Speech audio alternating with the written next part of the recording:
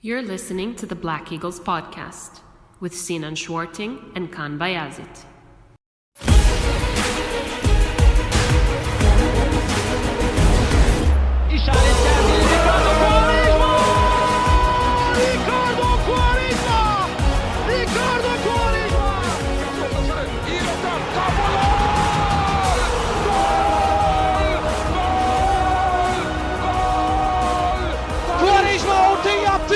Sekti! Gol!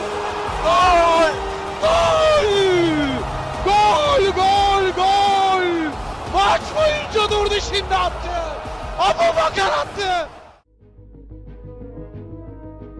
Hello everyone and welcome back to the Black Eagles podcast. Just gonna make sure I took yes. Hello everyone. We're coming off of a great European game. I hope you all had a great evening last night, and for those of you who already listened to Kartal and I's reaction to the game on the podcast, on the Patreon podcast I should say, you'll probably hear some rehashing today, but definitely go and check out our Patreon page and you can become a VIP member. Perfect value at the moment for free, and you're getting a lot of extra content. We put a lot of extra content out today. In fact, we put out a live reaction to the Europa League stage draws.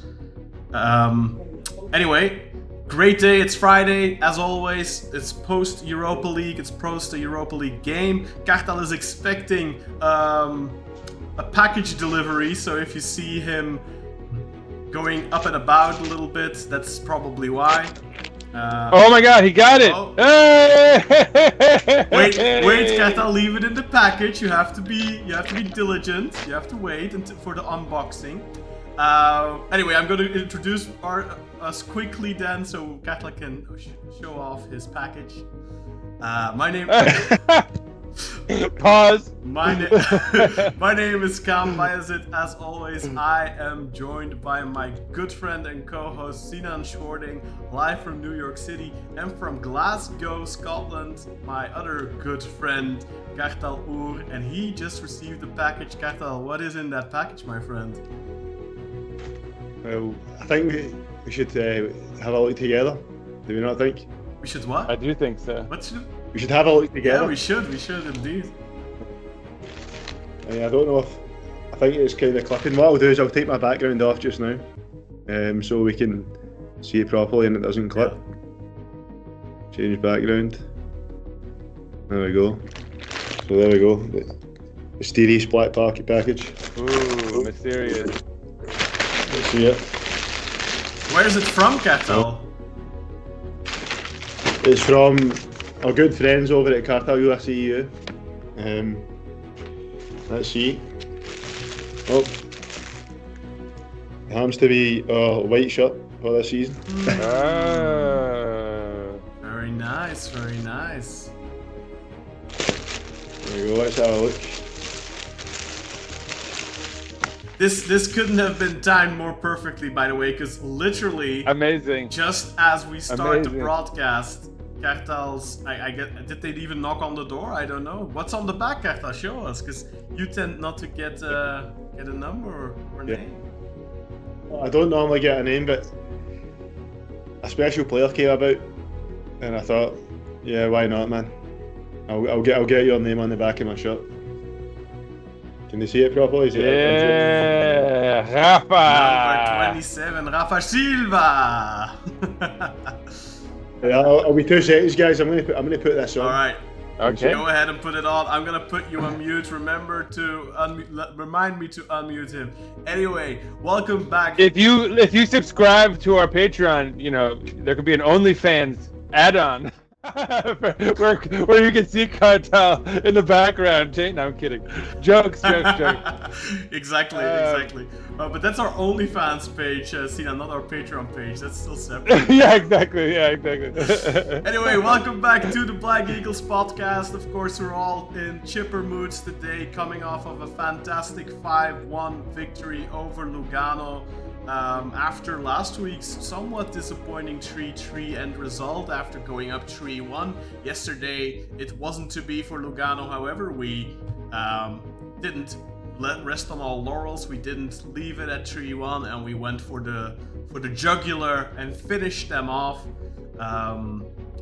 In the meantime, before we get to that, you might notice a little bit of changes. I've been messing around with the cameras.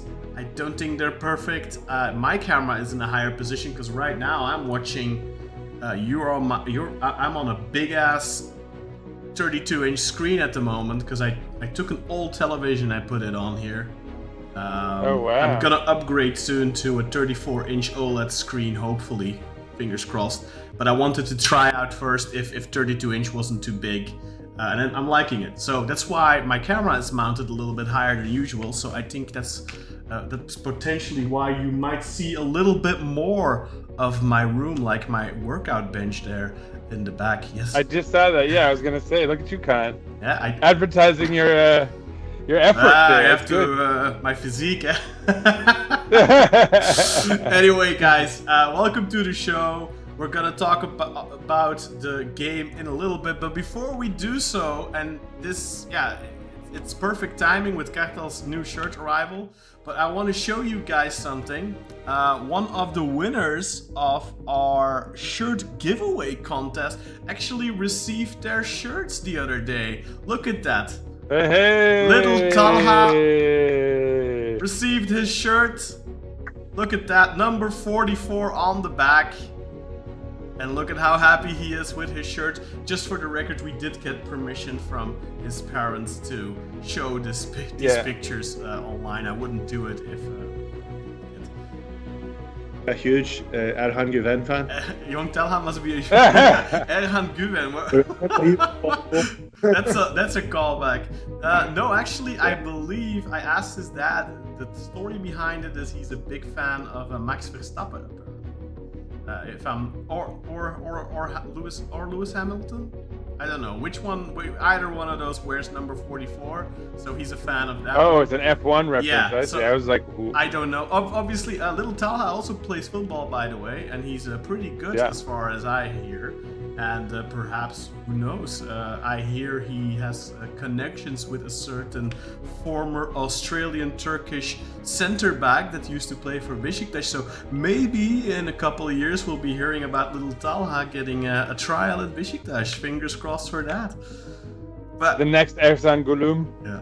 But congratulations to Talha. Evran and Hakan still have to get their shirts, but I've asked them to send us a picture once they receive their shirts. So these are the winners, of course, of our giveaway contest from a couple of weeks ago. So congratulations again to Talha, Evran and Hakan, and hopefully we'll get pictures from Evran and Hakan wearing their shirts in a little while.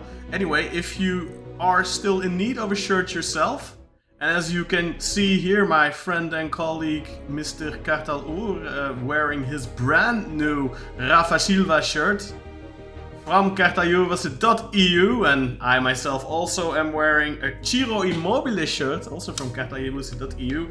Don't forget to send them some love. They're officially affiliated with the club, so any penny you spend there goes straight into the club's coffers. Go to kartaljurvasse.eu to order your official Beşiktaş merchandise today.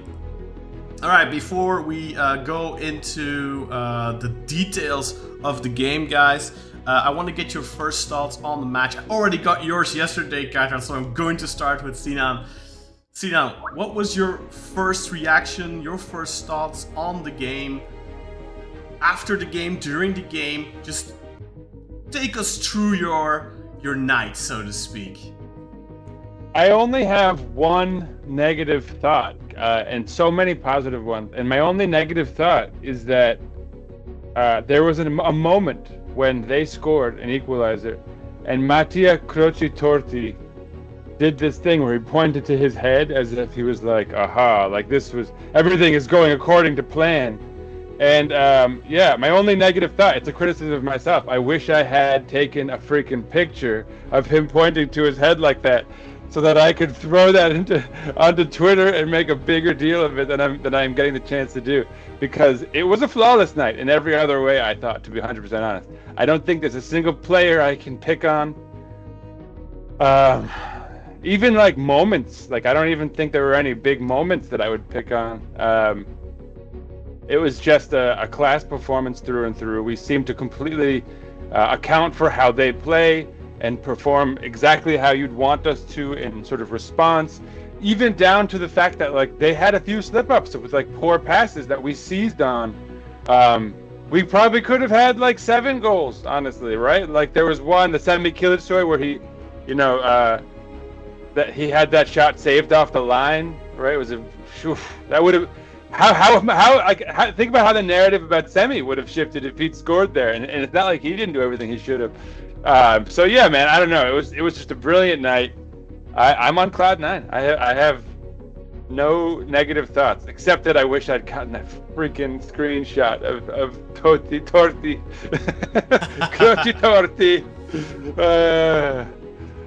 How about you guys? Let's get your thoughts, Kartal.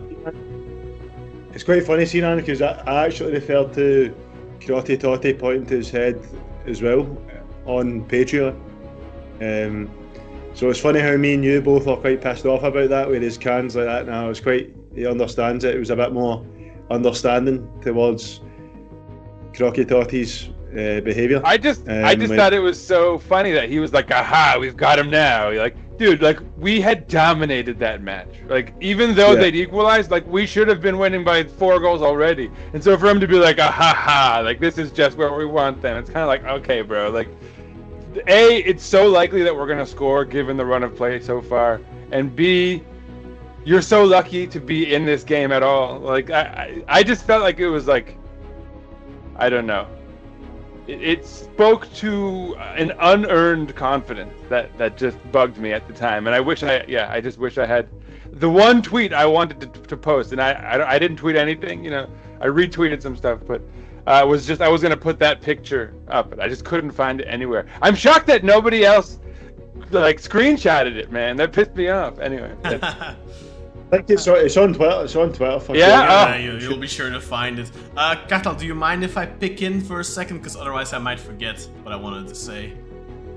Yeah, of course. I understand where you guys are coming from with the little head point and all that, but I think it's a little bit more nuanced. I think in general his quotes have kind of been blown out of proportion a little bit, and I don't mind it because I think it fueled the fans, it fueled maybe even the players.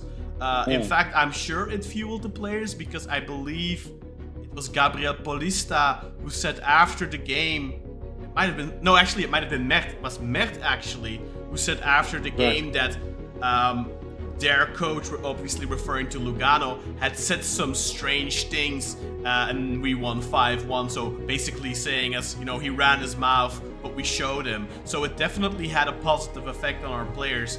But I definitely think it was way more nuanced than that.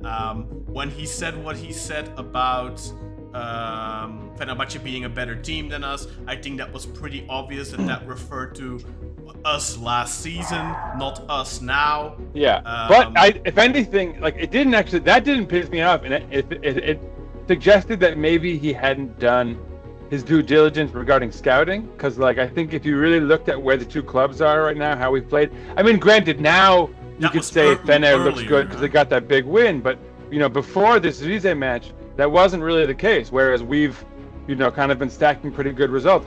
So if anything, I was kind of like, well, okay, I think, he might be surprised if he thinks Fener is a better side than us. Yeah, but I wasn't really upset by that at all, to be honest.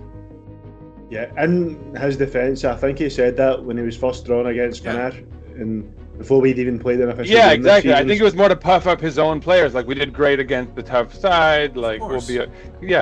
I had no beef with that comment.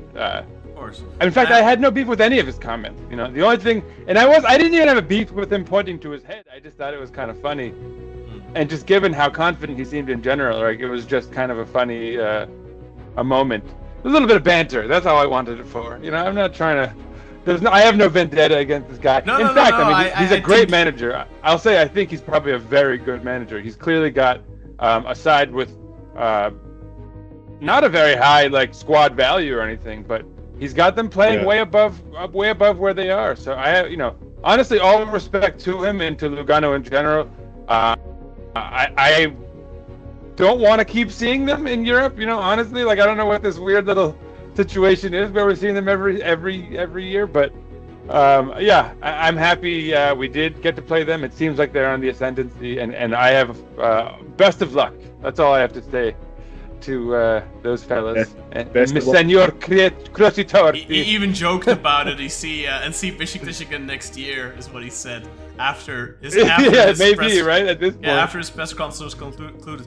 Before we carry on though, guys, just a little note. Toya Hutchinson is scheduled to be on the program today. However, she has some things going on right now, and she had to attend to a meeting.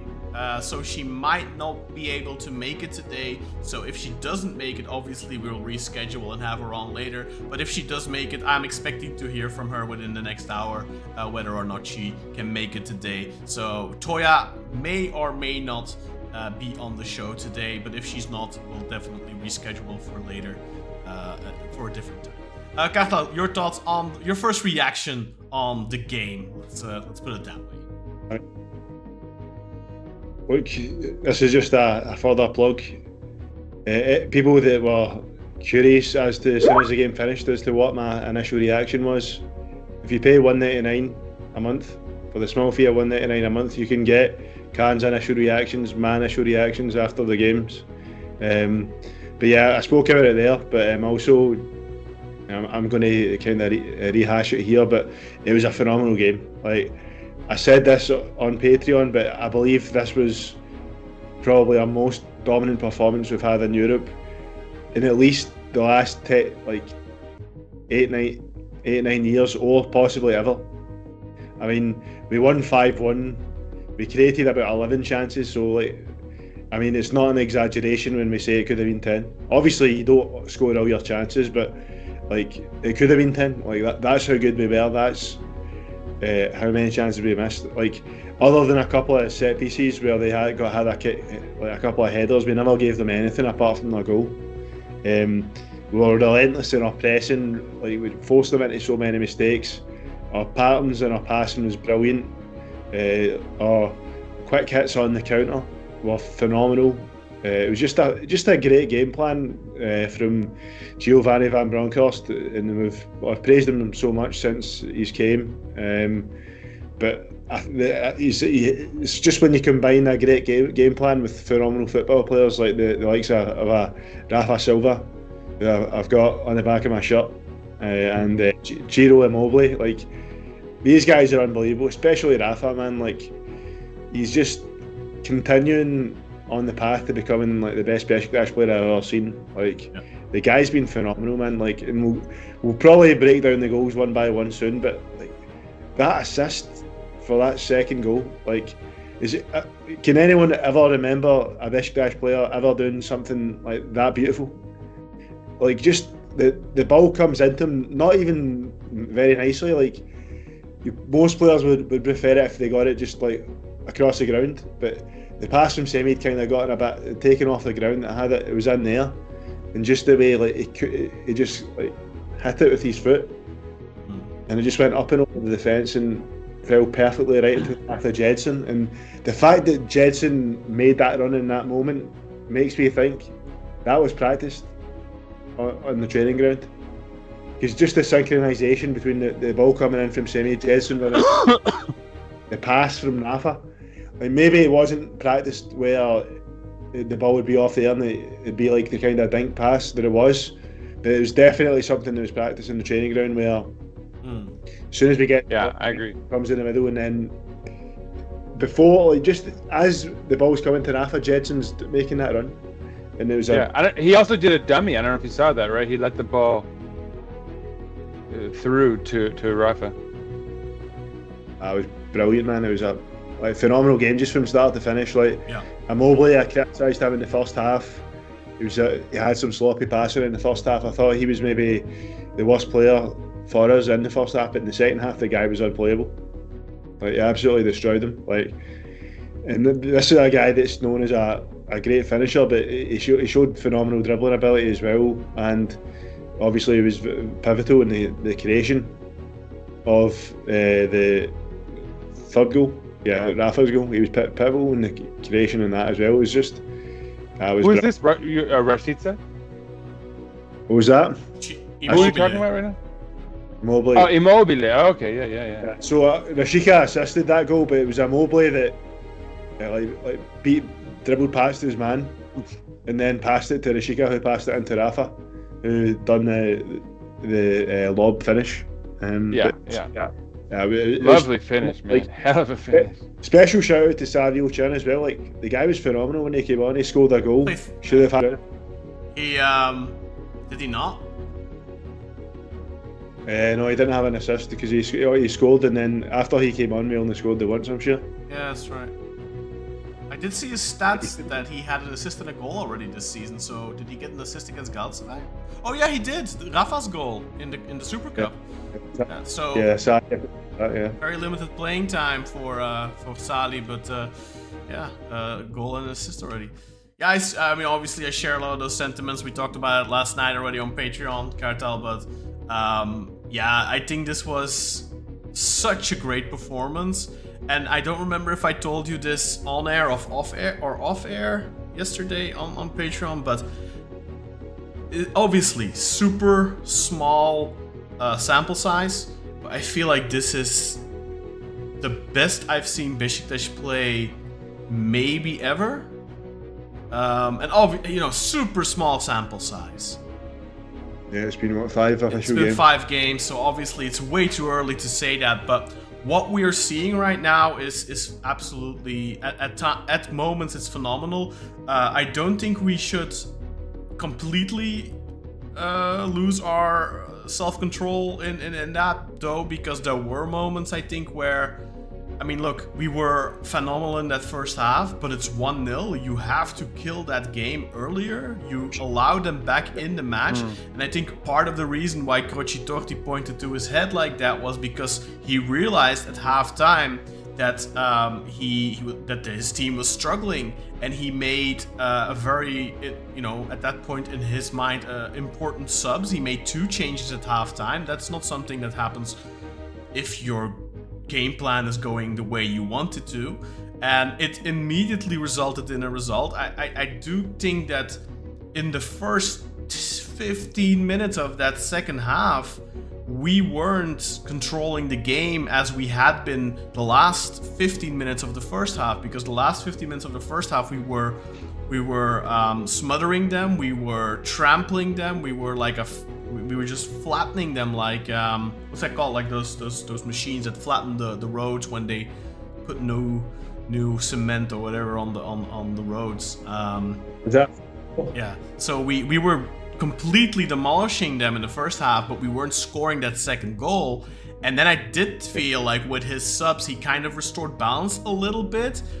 They scored, it was still against the run of play, but right before they scored, they also had an opportunity on the right-hand side where I think Alisadeh put it in the stands, and then it was Alisadeh who on the goal assisted Vladi. And I do understand the reaction of Crocitorti, where he's like, okay, I rectified the mistakes I perhaps made at the start of the game, and this was a good move by me or whatever. I mean, I'm trying to downplay it a little bit. At the end of the day, it was still a bit, a little arrogant perhaps. But then for a few minutes, I don't know about you guys, but I was getting Club Brugge flashbacks. I was getting mainly Club Brugge flashbacks, but like there's been these games over the years at Vodafone where, or even before that at Olympiad, where I think we all thought we had the game in the bag, and then one setback completely rattles us, and the game completely turns on its head. I think Club Brugge is the best example of that, but there's other examples that I can't think of right now. No, I think that's exactly right. And for me, that was first of all, actually, Kaan, I want to go back. I think the term you were looking for was a steamroller. Yeah, that's right. We steamrolled them. That's what presses the concrete, right? And that's a pretty common expression in sports, if you steamroll your opponent. But as far as what you're saying, for me, the biggest sign of progress, systemically, but also as far as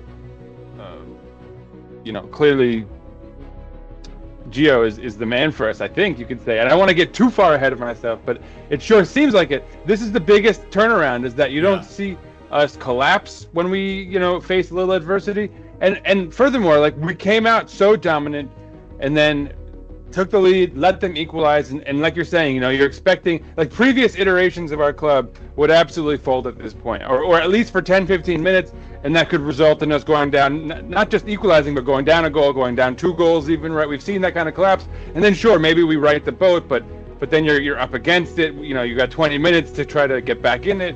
In this case, there was a phase, after the equalizer where it was like, uh-oh, is this what's going to happen? But we didn't break at all. In fact, I don't even think we really gave them much of a chance.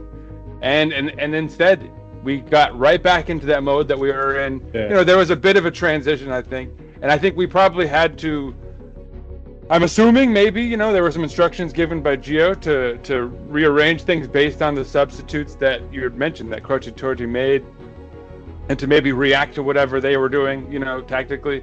But it seems to have worked because, we got right back into, we shifted up a gear again, and just, as you see, we scored 4 goals right after there. So, it was a perfect response. And, I think it gave me the sense that we've actually made progress, that we're not, falling back into our old bad routines as far as letting teams come back into matches that they have no place being in.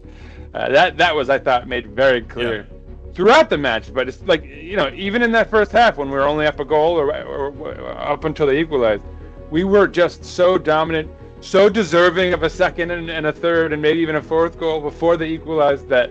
It was good to see that we got those goals in the end, for sure. What about you, Kartal? Did you ever have the feeling of Club Brugge flashbacks, Lugano last season, Alanyaspor under Valérien Ismaël, to a little extent even maybe last week, although I think last week was different? Yeah, the last week was more of mistakes than them doing anything good. But I was very scared when they made it 1-1. I was very scared. I was pretty scared in the first kind of 15 minutes or so in that second half, because we didn't start the half well at all. As you said, Cam, they neutralised the game, and we were pretty ineffective in that period of time. And one of our viewers actually referred to Lugano as cockroaches last week. And the first thing that came through my mind was that comment from that viewer of ours when we conceded the goal, and I was like, man, these guys really are like cockroaches. Like, we've missed all those chances, but we could only score 1 in the first half, even though we missed like 5 chances. Should have at least been 3 or 4-0.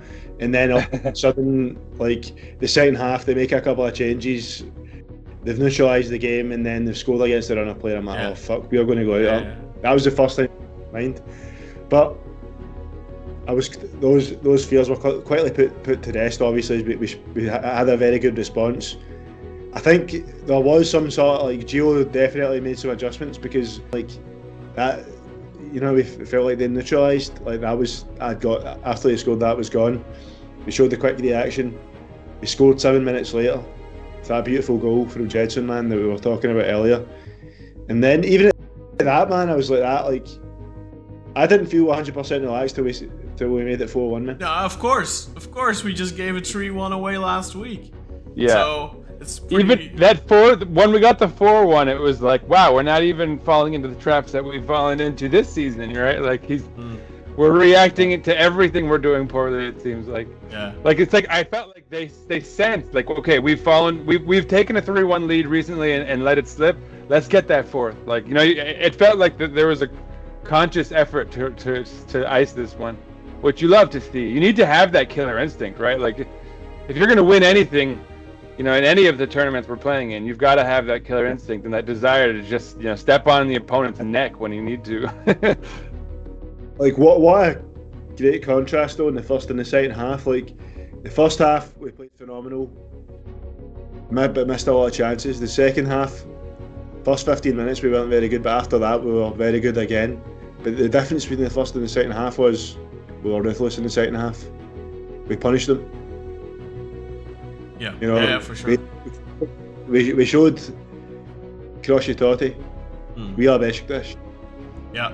Like, And that's showed them who we. that is exactly a good point. I think that's one of the biggest changes I'm noticing so far this season is we have obviously we haven't, again, small sample size, but we do have the ability to bounce back from adversity. Against Antalyaspor, you know, we went down after 20 odd seconds and we completely turned the game on its head in like 15 minutes or something. We turned the game completely around in 15 minutes.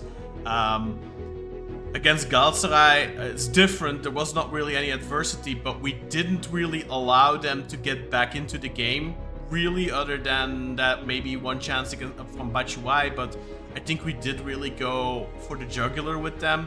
And then last week even, okay, you give away a 3-1, and I think, you know, afterwards we were all a little upset about giving up a 3-1 lead, but you do have to also take into account, after they scored a 3-3, usually in a game like that, I think in the past, with that much time left on the clock, I think we would have lost. I think we would have lost that game. Yeah, totally. And this time we actually went and we had the better chances and almost still ended up winning it. And even, you know, obviously their goalkeeper made a fantastic save on that Rafa chance that Gedson laid off last week. And yeah, you know, but for the same, like we say in Belgium, for the same money you win that game. And I think we showed even last week that we can rebound from bad luck.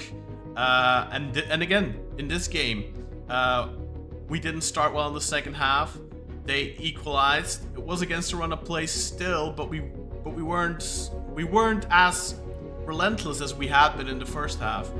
And then suddenly that click goes off, a little moment of absolute brilliance by Rafa, and we're 2-1 up, and then after that it was just bam, bam, bam, 4-1, and then in the end we made it 5. And honestly, you know what, after the 4-1 we had several more chances. There was a chance for Mucci.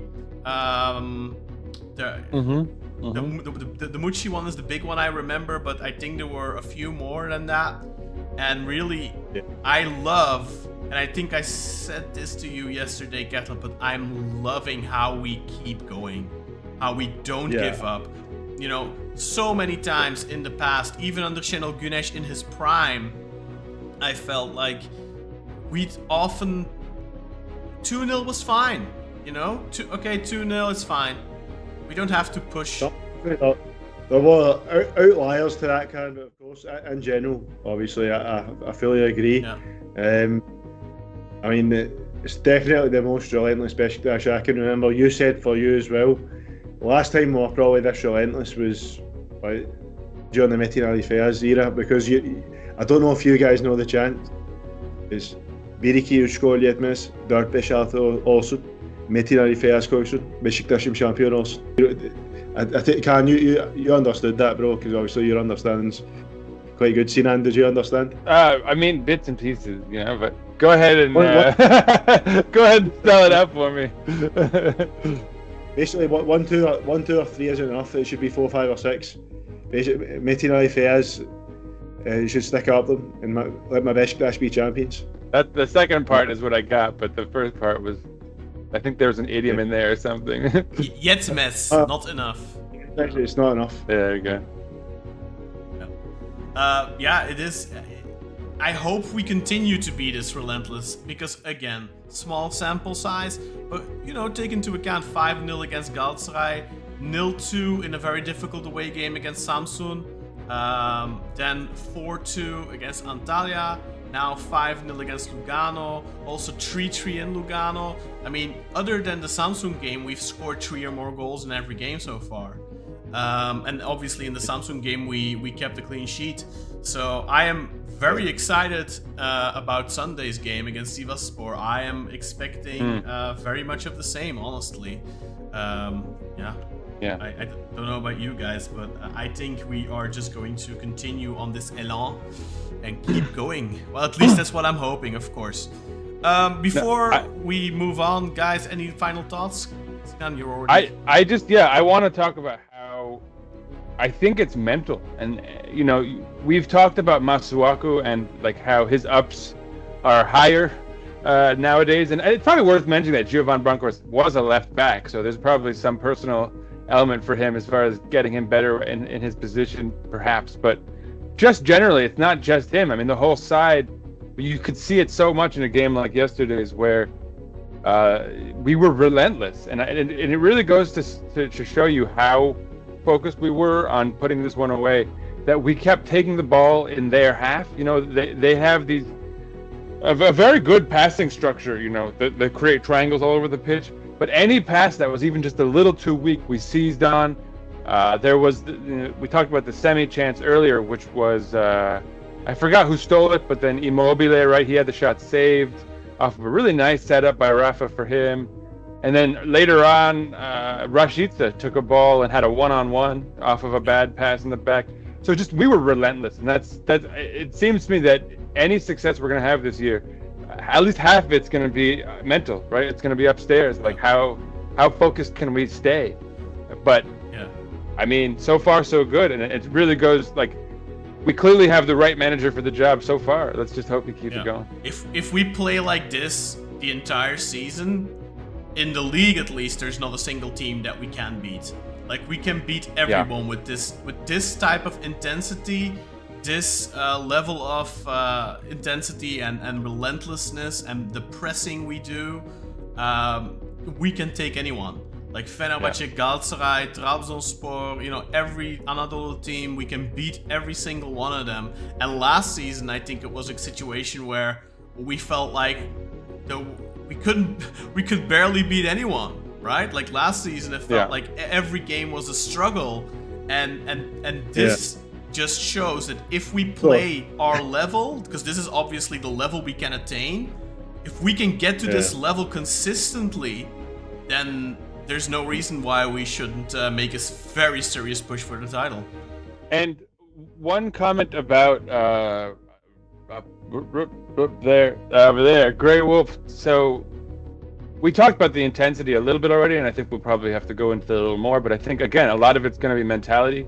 The other part is going to be reinforcements. If we can get in some depth, we'll definitely have to talk more about that. But then Grey Wolf, get a response for Grey Wolf. Is that okay, Sinan? Sorry. Yeah, that's what I'm talking about right now. And then the last one, as far as what we need to tighten the defense, it's really important to note that we don't have, like, we haven't even seen our back line yet. And in fact, even the parts that we do have and that we have seen, it's been a little makeshift at times, where we saw Emirhan Topçu play left back. We've seen, Colley and Emirhan, and we've like Necip, like we've seen all kinds of different back lines so far. So we haven't even really seen what our planned back line is play at all yet, much less consistently. And to underscore that, Uduokhai, right? We haven't even seen him play yet, and he's already been spoken of so positively by certain guys in the press, and in interviews, players have spoken of him. So it seems like we have a lot to hope for still, as far as that back line becoming solidified without having to do anything, in the transfer window at least. Sorry, Kartal. I hope I didn't step on your toes there. No. It was you were speaking, man, but I just thought I've got a response for Grey Wolf. Look, see our head of sports science, Anthony McKellen, a fellow Glaswegian. There's like an article written by the New York Times about how he was pivotal in allowing Celtic to play intense football under Ange Postecoglou. This guy was brought in so that we could do this. So I don't have any worries at all about us being able to do it the whole season, because we've got a guy that specialises in getting teams playing this type of football. Right. And that was one of the moments where I bought into Gio and think, yeah, this guy's going to have a good go, because the fact that he brought in McKellen, who was with Celtic when he was with Rangers, the fact that he saw something from the other side that were more successful than him at that time, and he applied that and brought it to his own team, that shows that he's someone that can learn from mistakes and is able to see where he can improve. And this guy is a specialist in getting players prepared and allowing them to play that intense style. So I don't have any worries at all about us being able to maintain that. I think it'll just get better as the season goes on. Yeah, I'm inclined to agree. Inshallah. Okay, boys, before we get into the details of the game, let me just check if I have anything to plug. You have the stats? We should do the stats. That's we'll do that after. Okay. I have an outline. Oh yeah, right. So let's have a look at the first 11 before we start talking about the goals one by one. So this was the lineup for Beşiktaş against Lugano yesterday. Obviously, Mert in goal, Artur Masuaku left back, Emirhan Topçu left center back, Gabriel Paulista right center back, Jonas Svensson right back, Gedson Fernandes and Al Musrati in the center of midfield, Rafa behind the striker, Simi on the left wing and Rasicka on the right, and finally Ciro Immobile up top for Beşiktaş. Yeah. Keep it here for a sec, Kaan. I want to make a note of our bench because we've talked about this in the group chat a couple of times, and I don't know if we've mentioned it on air, but for me this was actually really exciting. Both Tayyip Talha and Bakhtiar are on the bench, so their careers are still alive with Beşiktaş. Which, again, I actually think both of them, especially in the role of providing depth, their value will be better for us if in fact they ever play again. But that's it was just good to see them still on the bench. Their careers are alive. Yeah, and of course Tayyip was on the bench mainly as well because of Necip's injury. Necip, of course, tearing his ACL, his cruciate ligament, and he will be out for 6 to 9 months. So a long injury for Necip Uysal at age 33. It's the first big injury of his career. The longest he had been out before this was 28 days, I think, for a single injury. So this is going to be the biggest injury of his career. A massive setback, of course, at the age of 33. So obviously we wish our captain, all the best in recovery. This is the last year of his contract, so it'll be tough for him to come back from this. Undoubtedly, he will probably be fit around, April, May, maybe the end of the season. Let's all hope that whether or not he gets an extension after, and I hope he does, because I think, it would be unfortunate for him to have to end his Beşiktaş career with an injury like this. But let's hope that he can actually lift a trophy or more than one trophy at the end of the season as Beşiktaş captain when he comes back from his injury. So good luck to Necip for his recovery. It would be nice if he could recover, and hopefully we have such a great season that he kind of comes in, off the bench once or twice, gets the chance to get his feet underneath him again before the season's over. Hopefully he makes a good recovery. Shout out to our man Necip. Hope he's all right. 100%. Let's go over the details of the game. Of course, we already got our first thoughts. We already talked a little bit in detail about some of the goals. But in the 7th minute, Beşiktaş already took the lead against Lugano after but it wasn't really a free kick because Gedson laid it off. Masuaku rifled it at goal. The shot actually hit the woodwork, and then in the rebound, the goalkeeper couldn't get to it. He was already in the air. It hit the bar, and in the rebound, Ciro Immobile follows up with a header, scores the first goal. Beşiktaş 1-0 up, and after that, there was a waterfall of chances. One from the top of my head was with the one that Sinan already referred to earlier, where Rafa played the ball into Ciro. Ciro comes... was it Rafa? I don't even remember. Yeah, it was either Rafa or Rashica, but one of those two passed it to Immobile. Well, he gets the shot off.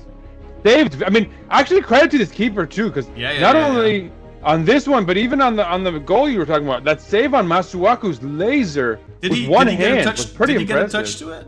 I didn't. Yeah, with just one hand too, and it was like a firm touch. All right. No, the keeper. Credit to this keeper, man. And before actually the chance we're just referring to, there was another one-on-one opportunity for Ciro where he got played through by, I don't know if it was Rafa or Gedson. I'm not sure. And the goalkeeper, he beats the goalkeeper actually, and I think someone saved it up. I'm not sure if it was El Wafi or Papadopoulos, but one of their defenders comes sliding and saves the ball before the line, because that would have been a goal otherwise for Ciro.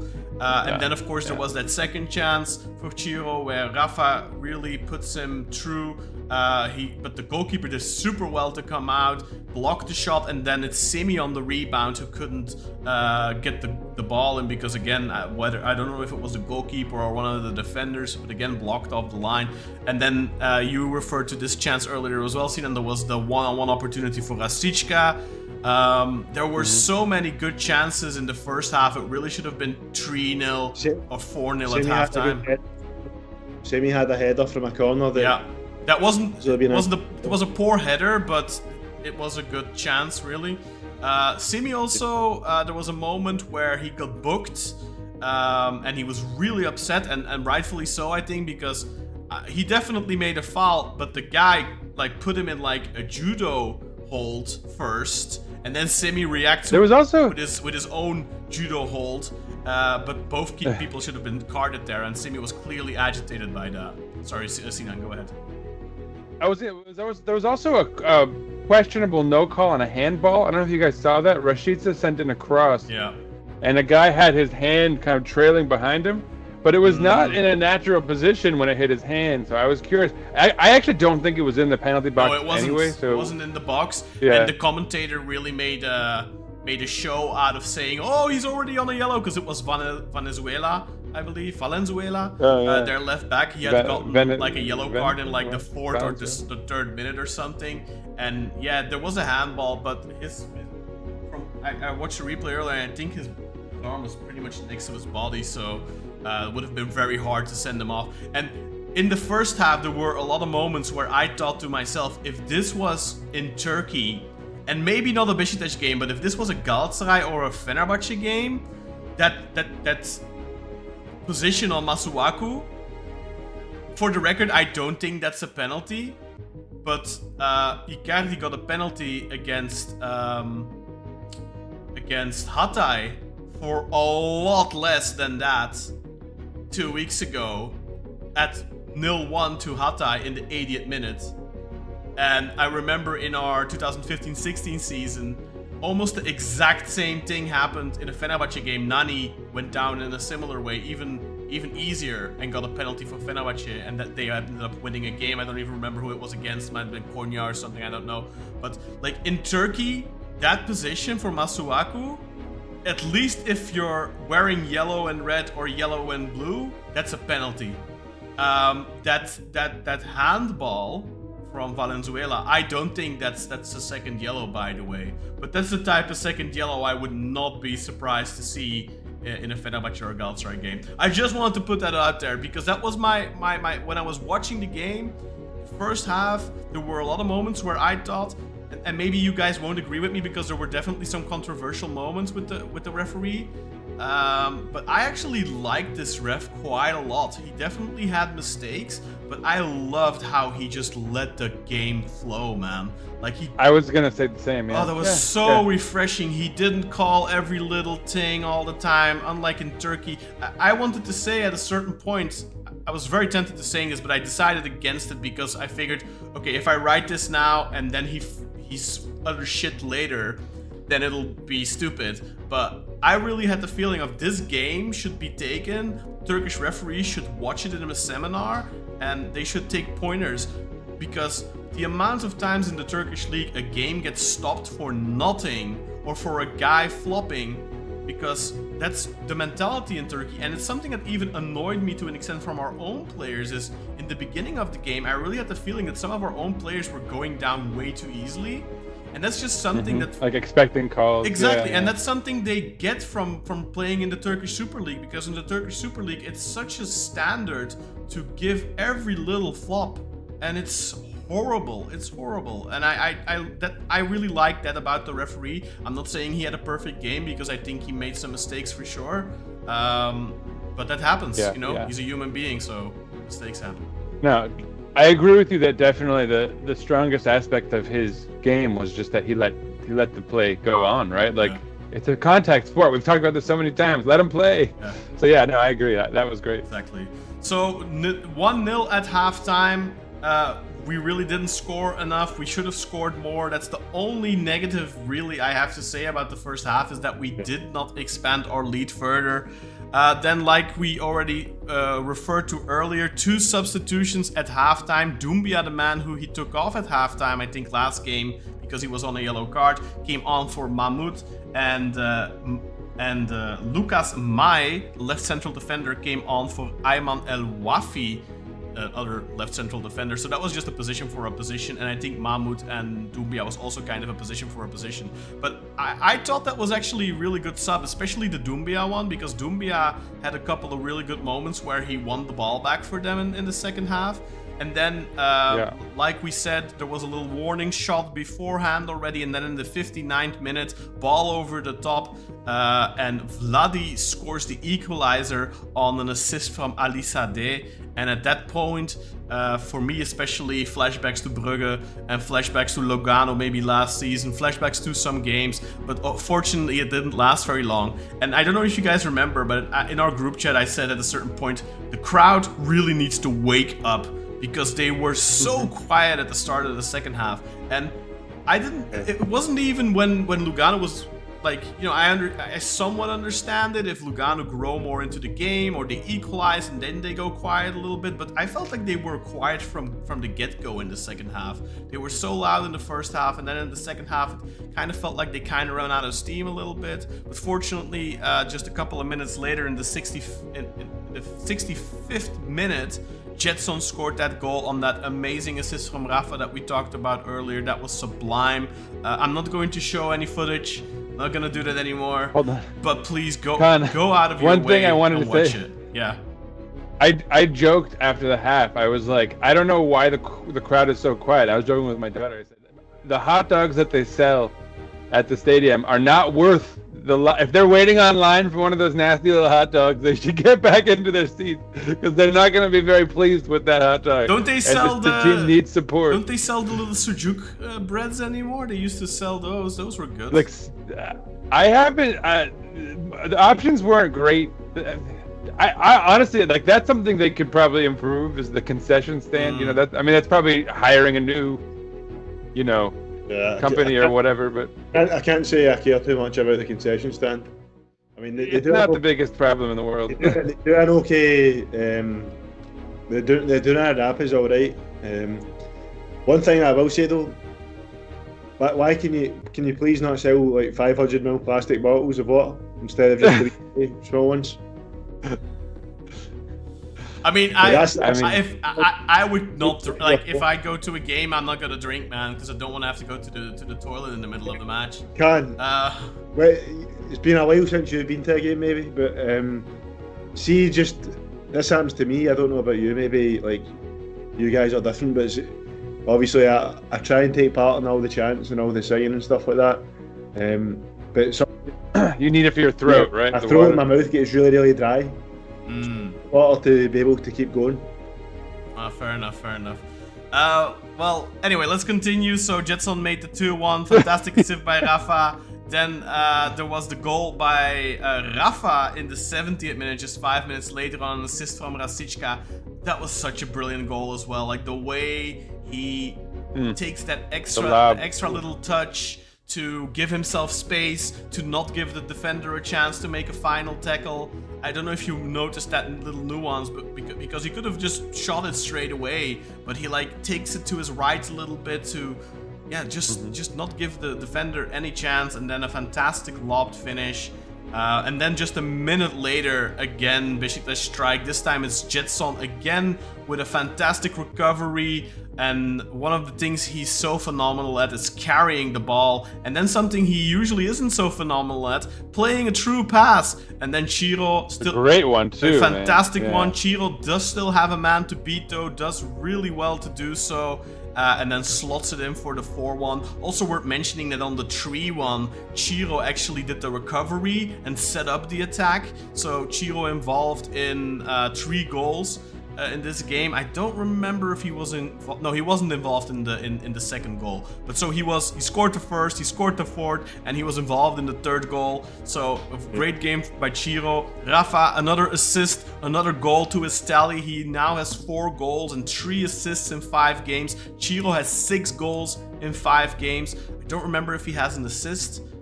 don't think he does, but still, that's phenomenal. Rafa, 7 goal contributions, Ciro, 6 goal contributions in the first 5 matches. And then, of course, right at the end, Salih Uçan makes it 5-1, and that really was the cherry on top, and I'm very happy we did score that, because 4-1 just didn't feel like enough of an exclamation point for me. I really think we needed that 5th to perfectly put a bow around this game, and 5-1 just rings so much better. Plus, it gave a lot of Beşiktaş Twitter accounts the opportunity to do a little wave emoji and add Galatasaray, of course. So fantastic result for Beşiktaş, 5-1, and we still had plenty of chances even in between the 4th and the 5th goal. There could have been 2 or 3 more goals. So in total, let's go and look at the stats, guys, if you're okay with that. Yeah. Because it was phenomenal. And this is important. And we get our stats from FotMob, which we've mentioned before. But like, the FotMob's, especially their XG statistician, is very conservative, I find. Yeah. You know, so to see this 4.17 XG, I don't think I've ever seen that on FotMob. Like, that's and to do that with less of the ball, nonetheless. I mean, just it would, like, tactical mastery, I would say. I'll read these off, I suppose. Yes. So as I was saying, Lugano had more of the ball. I mean, by a little bit, not much. 54 to 46.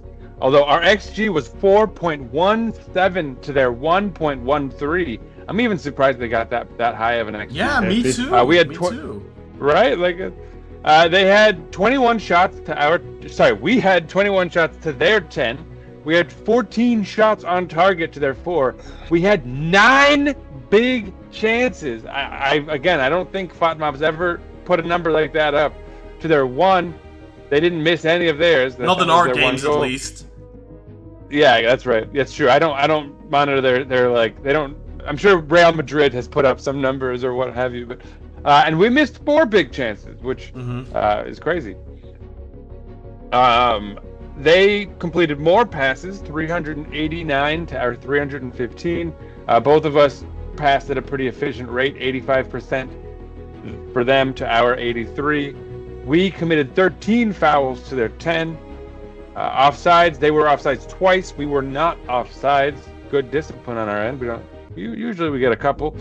They had 5 corners to our 4. I'm guessing a lot of that was in that like first stretch of the second half, because that's when they had a bit of spell of dominance, as Kaan said, that kind of led up to their goal, which we reacted well to. But yeah, Kartal, what do you want to say about those duels? So in terms of the duels, we won 55% of them, so 46 to 38. Ground duels, again, 55%. There's a lot of 5s, if you noticed. So 39 to 32. Aerial duels, we won 54% of them, 7 to 6. And successful dribbles, we had 62% of ours were successful, which was 13. Successful dribbles, they only had 4 successful dribbles all game, which was 40%, so they would have only attempted 10 in that case. So I mean, every single stat we've dominated. They've had more of the ball, but is that really important? No, it's not, because we've absolutely annihilated them. We've done a lot more with the ball. They may have had more of the ball, but they didn't do much, if not anything, with it.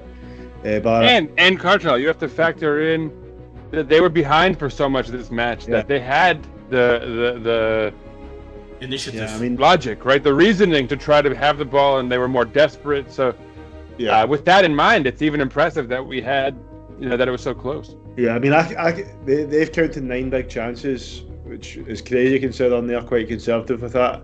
I counted 11 or 12 chances throughout the game. In the first half, what I can think of is Immobile scored.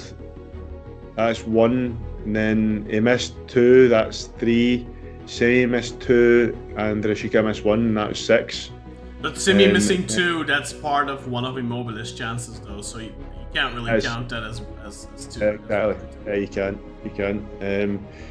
Because it's in the same phase of play. And then in the second half, obviously the 4 goals we scored, that's 4. And then alongside that, you've got Mucci missed a couple. Mucci missed the one-on-one, and then he had a shot blocked as well. Yeah, and then also, I mean, And then really, obviously, one of his chances was in the same phase of play as Sarri's goal, because he shot, and I believe that was the one that was blocked, and then it came back and Sarri put it in. There was another kind of half chance Mucci had as well, so you could say about like 11 chances there, man, like 11, 12 chances. When we say we could have scored 10, like, it's not an exaggeration, it was possible. Like, we absolutely demolished them, man. Like 100%. I wish Mucci scored that chance that Sarri created. That pass from Sarri was phenomenal. The one where he just kind of put it through and left him one-on-one, man. It was so good. Yeah. Where he was just wide, right? Yeah, it was like if Rafa's pass was like a 10 out of 10, like that one from Sarri was like a solid 8.5 out of 10. It was that good. Just the aesthetic of it. Obviously the actual like delivery of it is 10 out of 10. Like both of them are 10 out of 10 passes, but in terms of like how hard it is and how impressive it is, I'd give that an 8.5 if Rafa's was a 10. I actually think that, you know, and I think goals like this, like that, you know, like when you think of like a Puskás award-winning goal or something, it's always these like crazy lasers from like almost halfway down the pitch, which is sort of, you know, there's so much luck involved in those. I think if you look at the second goal of ours, where Masuaku passes it in, Gedson does a dummy, it finds Rafa Silva. Gedson makes that perfect run off of the dummy. It was semi. Was it semi on the pass? Oh, okay. I thought it was Masuaku. Yeah, you're right. Because that's right. I had thought he'd had an assist in that as well. But so that dummy from Gedson into the run, and then Rafa Silva, just a perfect little chip over the defense, and then the just perfect finish from Gedson. Classy, a little technique on it, you know, a little curve, and just that's the kind of goal for me that those are the types of goals that should be in contention for Puskás and those types of things, because it's just full team cooperation. There's so many hours on the pitch in training that goes into creating something like that. As you mentioned, I think, Kartal, which is a great point. I don't think you can do that unless you've worked something like that out, you know, on the training pitch, because it was so well worked. It was perfect. It was to beautiful. Make that run as the ball was coming to Rafa tells me that was something that has been practiced. Yeah, but not just including the dummy that Gedson, because Gedson's whole run from the dummy that gets the ball to Rafa into the run, that's perfectly timed, because your first inclination is like, is that offside? But then you look at the replay, it's not even close. Like, it was so perfectly timed and executed. There's clearly something being worked on. That's the thing, there. though. The execution was so perfect, and Rafa right now is in a form where everything is coming off perfectly. Like, everything he does, he makes it look super simple, but it works, and everything is perfect, perfect. Yeah, there's something to add before we stop talking about like that goal in particular. My brother Uçan was at the game with my cousin Effijan last night. Oh, lucky boys! By the way, I knew that going into the match, but then now that we've all seen it, it's like, wow, what a game to go to! Yeah. Crap. Uçan said, like, see everyone around him when Rafa done that pass, everyone was like, oh my god, man. Like, I can imagine. Yeah, like, it was. See, the first thing that I actually said is like that. Oh, that should be on Sports Centre tonight. Oh my god, I wish I'd watched it. Probably was. Damn. You know, and like for me, that's actually like those are the moments in sports that it's why we love sports, right? And like for me, you know, like Jalen Brunson has these moments in basketball, but like that pass where you have a stadium full of grown ass adults, just like, and like you see the breath taken out of a whole stadium, like thousands of people at the same time. Like that's like the ability to impress people live like that must be such a power, you know, the feeling that you have, you know, having done that to a crowd, it must be unparalleled like that. There's this those are the moments that you love sports. There's a couple of memes that apply here. Like first there's the meme of Homelander who goes, it was perfect, just perfect. And then there's that meme of that guy in the crowd when Brock Lesnar pinned the Undertaker, just going, yeah. You know? It was like that goal was phenomenal, and you know, I think our rivals who were watching that game they are shitting it right now. Yeah. Oh man. Yeah. There must be. Yeah. And you see it a little bit, like in Galatasaray on Twitter. Galatasaray fans. Did you guys look at that flood? I suppose, Sinan, you wouldn't have. I looked at it a little bit, but I was doing so much stuff, man. I looked at one of the images and then I was like, okay, It was hilarious, man. It was so funny. That was hilarious. yeah. And Ömer, I think Ömer shared like a Reddit post as well on the Galatasaray Reddit, and those guys were already crowning us champions, and it's like, okay, guys, easy. Still a lot of games to go. It's nice of you that you're on our side here, but you know, we haven't won shit yet. Well, we have won the Super Cup, of course, but we haven't won. I just think I know, like I don't remember when it was, like a couple of years ago or something, like Fener fans.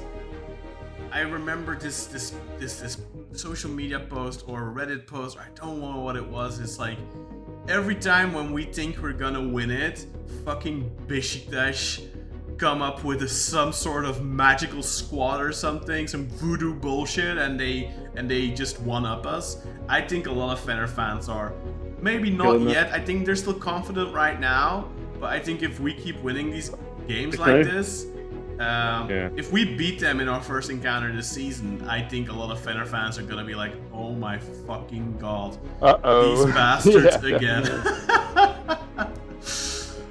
For sure. There was this one in particular, man, from that flood that I sent you guys. I want to read it out in there. It's funny.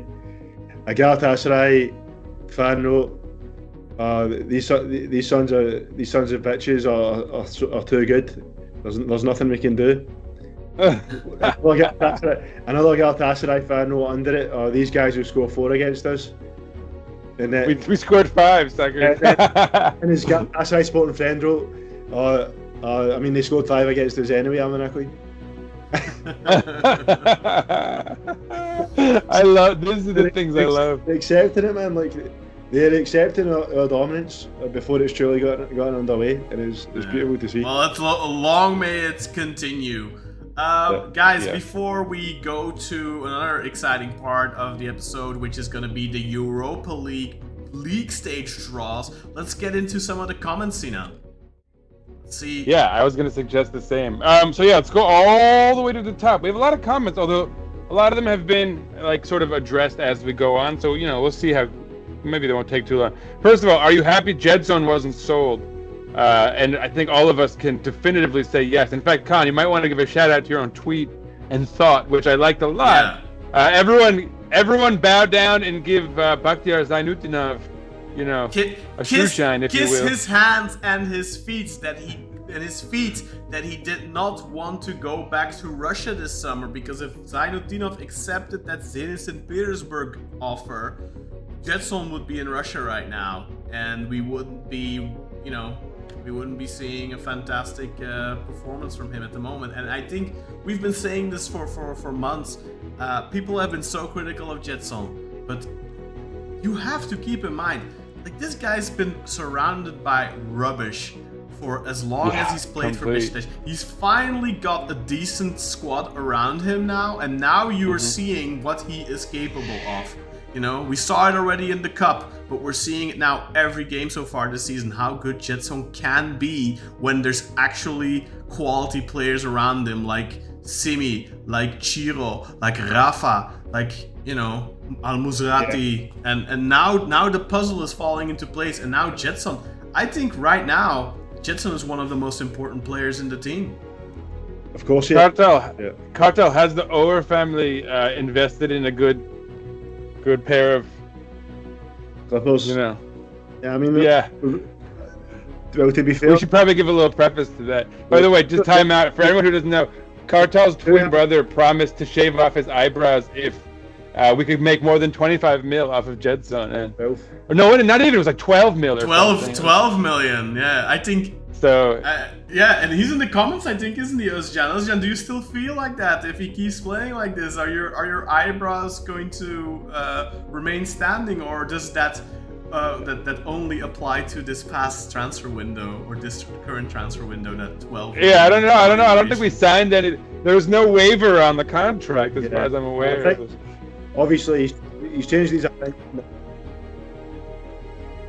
Yeah.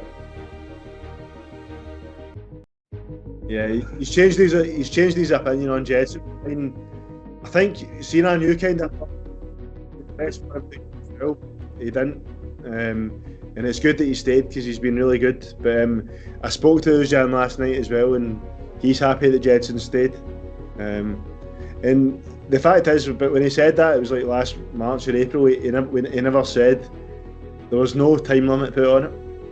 No way. Oh, yeah. There's no out. There's no out. So what you're saying, Kartal, is if Gedson leaves like in January or next summer for more than 12 million, his eyebrows gotta go. Is that what you're saying? They're gone. His eyebrows are gone. I think that's lovely. In that transfer window, but he never specified.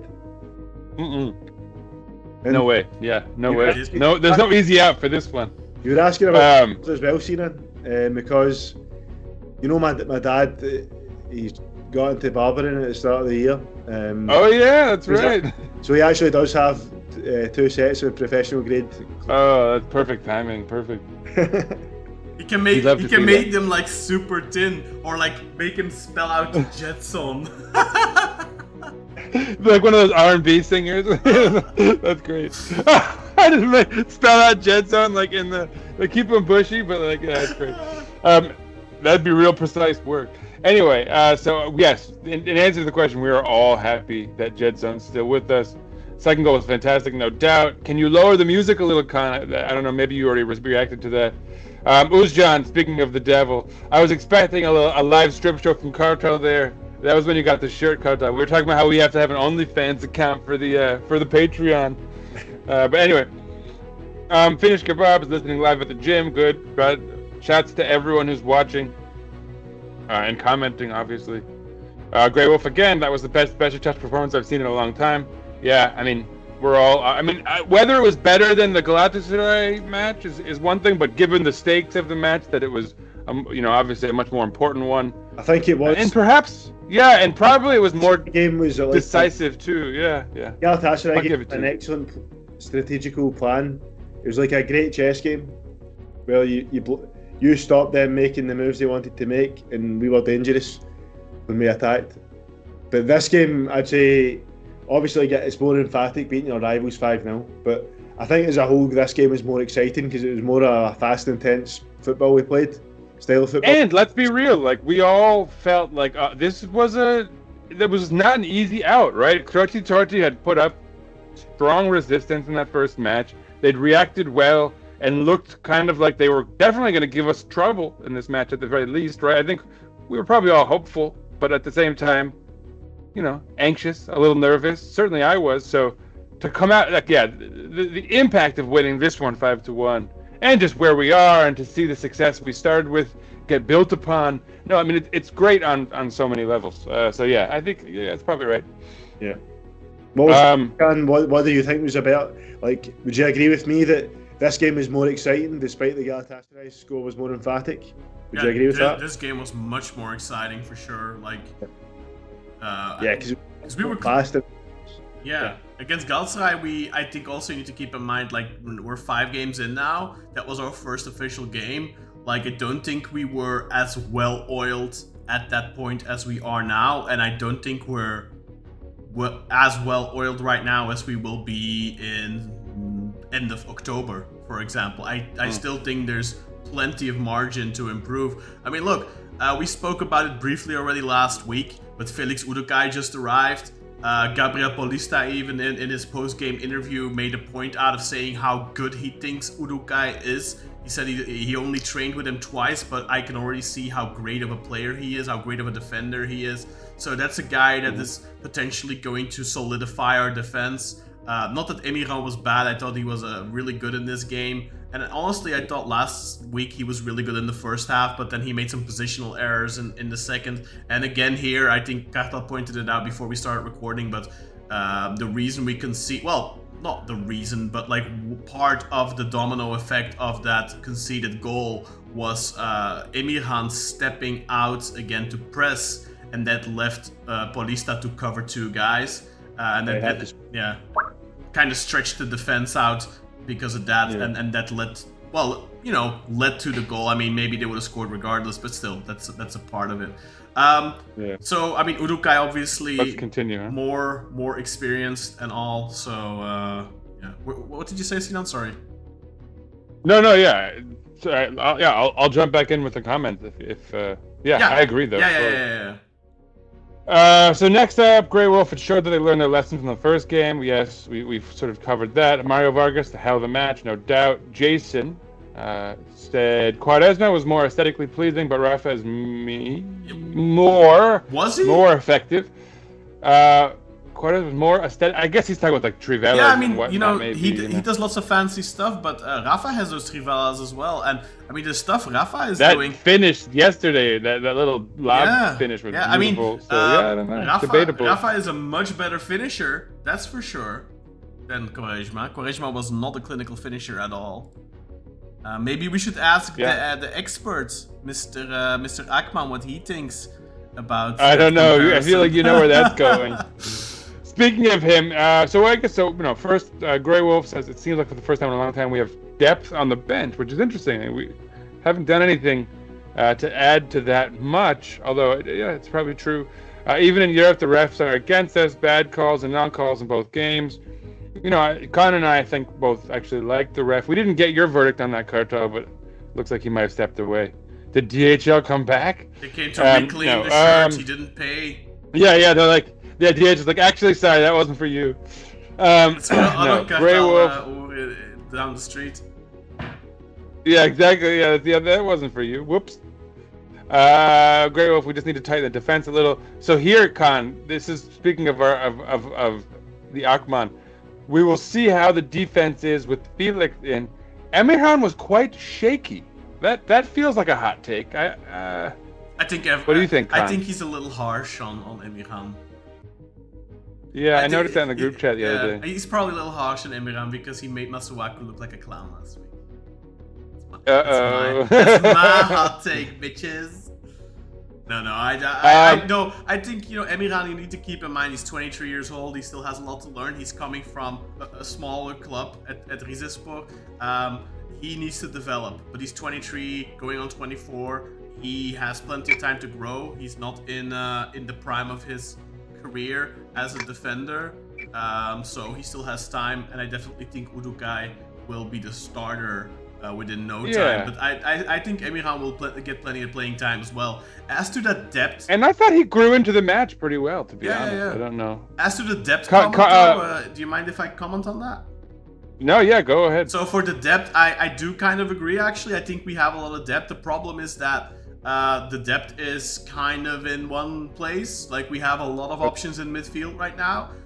Good options. We have Al-Musrati, Gedson, Rafa, Lucci, Salih, Endur, Onana. So we have plenty of midfield options. But at the left back, we have only Masuaku and then Zainudinov and Emrecan Terzi. So that's a significant drop off. Although I would really like to see Zainudinov in a good team. I said it last season. Same. Yeah, I was thinking that. We actually said it. We both said it last season, Sinan. Like, much like Gedson, I'd love to see Zainudinov in a good team because I really think that Zainudinov didn't come off well last season, mainly because of how shit we were. Because he is definitely somebody that could be a role player in this team. I don't think he could be. I think Gedson right now is one of our better players. I don't think Zainudinov will be one of our better players, but I definitely think that in a stable environment, surrounded by good teammates, that Zainudinov could be a really good versatility player.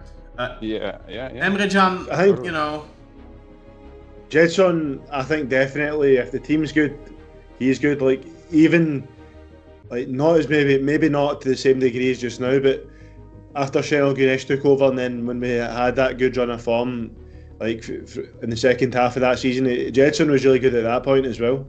He started chipping in with goals and stuff like that. We saw an extra gear that we hadn't seen from before, but I think just now, like last season, he kind of went back a gear, and then it's like we're seeing an extra gear on top of that gear. You mentioned Channel, and I can see the shivers going down Sinan's spine already. Like, ugh. No, honestly, it's not my problem anymore. Actually, we could probably talk about that. Might be Trabzon's problem soon. Ooh. Exactly. That's what no, but I was agreeing with both of you guys and sort of nodding my head because I think it's true. Gedson, and I think like for a lot, like for Kaan and I, we were saying, Gedson is such a fighter that when he has more technical ability around him, that skill of his, that ability of his will really shine through. And I think, as you were saying, Kaan, too, that's probably true of Bakhtiar Zainuddinov as well, to some extent. Yeah. The kind of warrior-like capacity of his, his ability to fight for the ball and to be sort of omnipresent and always be giving his 110%. Those are the kind of things that you notice a lot more favorably when he's surrounded by talent too, theoretically. And I guess we'll see, but. Yeah, and also I agree with last both season, you guys. Whenever Zainuddinov had to play as a left back, he got tested a lot because we were often on the back foot. And I think in a good side where he doesn't have to defend as much and can maybe play more as an offensive wing back, perhaps that would fit him better, because he has a decent cross. But let's hope. Yeah.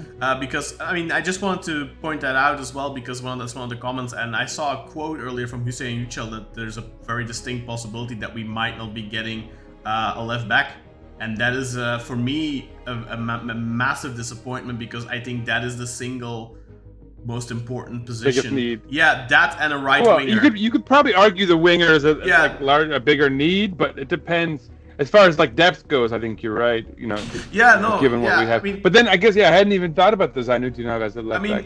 I think it's very similar because I don't think we have a proper alternative as left back, and I don't think we have a proper alternative as right winger at the moment, because Mucci I think is better on the left, and he isn't a real winger to begin with, and we don't really have wingers other than Jan Kelesh, and Proven. It's just not a big fan. Kaan is not a Jan Kelesh man. The jury's out on that one, right? He came in yesterday as well. I didn't notice him at all, but that's obviously not his fault. One thing before we move on to the next comment, Kartal, you didn't get a chance to weigh in on this. So our friend the Akman said that Emirhan was quite shaky, and Kaan and I didn't quite agree with that. What do you think, Kartal? As Kaan mentioned, I did say off there, because when I watched the highlights back. Before, after work, in fact, it was while I was eating my dinner, before we started, I noticed that the reason why, because yesterday on Patreon, I said that they got in between the pocket between Paulista and Svensson, and they did. But the reason that happened is because Emirhan had pressed higher up the park. Oh, that's been his issue, hasn't it? Yeah, Paulista had to split their two attackers. And that's why they had so much space, and that's how it ended up. Basically, Paulista's in here in the middle, then they had one guy here, and then Svensson up on their left or right, kind of further out, and that's why they're able to expose that, because Emirhan was pressed too far up. But other than that, I thought Emirhan played a very good game. I thought his defensive challenges were really good. He's good with the ball at his feet. I think he seems to be a good centre back in terms of the physical attributes and the technical attributes to being a centre back. I think he's very good, but I think tactically he does need to improve, and he needs to know when to. Or even you mean positionally, I guess too, right? Yeah. Tactically, positionally, taking up positions is part of tactics. Sure. Positionally. Tactically, I think he needs to improve and know when to do it, when to push, when not to, when to sit back and form a straight line with his teammates in defence, and when not to. If he learns that. No, the only reason I pushed back on the sort of positionally versus tactically thing is because I actually think his passing ability has been really strong, and those little 1-2 passes he does. In that sense, tactically, he's got some strengths, right? He shows an inclination to move forward and contribute to turning defense into attack, stuff like that. So I think, but that you're right though, for sure, as far as him sort of wandering too far up the pitch. now occasionally. But yeah, like I said, I think. Would you agree, Kartal, that he sort of grew into the match? I think he played apart from that one thing I mentioned. I thought he played a very good game, and I think he's going to be very good. He just needs time. Like Gio will kind of take that iron out of his game. I'm sure about it. Yeah. Van Gastel as well. Van Gastel was our assistant manager who's involved in the defensive organisation. Like they'll get that ironed out of his game, and it's just a matter of time. So I think we've not to worry. Like I think we've got a great luxury where we've got a great potential. Like Uçan, was that? Oh, I wish I just scored again. Fuck. I haven't paid attention to them. We've got Emirhan Topçu, who's a centre back that's got great potential, and then we've got Felix Uduokhai, like a centre back that's 26 years old, a great age for a centre back, and has got 150 appearances in a elite league like the Bundesliga. And Felix Uduokhai, he was able to stay fit the whole last season, but he had a couple of big injuries before that in his career, and that stopped him actually developing. Like this guy was seen as potentially one of the future best centre backs in the world at one point, but because he had a couple of big injuries, it kind of stopped that progress. And last season was the first time he was able to play the full season in the last few years without injury. He played every game. So this guy, he could potentially make that leap with us, where in a couple of years we could have huge bids coming for him, where he's started to fulfil that potential that he once had. It would be potential. So I was saying to Kaan on Patreon yesterday, like, when was the last time he had that luxury of two great options at left centre back? And he loves the club too, so he's going to be inclined to like develop and maybe do the right thing for us as far as like signing another contract and enabling us to make money off him when that time comes. So yeah, I agree. Back to the comments. So then we had a new commenter. Welcome to the team, Alper. Alper Gegezinli said, "This music is creating a great atmosphere." Shouts to Kaan. So I guess it's not too loud, or maybe I did turn it down a little bit now. Oh, there you go. But only a few decibels. Is that not just league music though? I think we should thank the composer. Not It is, yeah. We probably shouldn't take too much credit. Yeah, that is their official music. I put it on there, It was my brainchild. You see what I did there?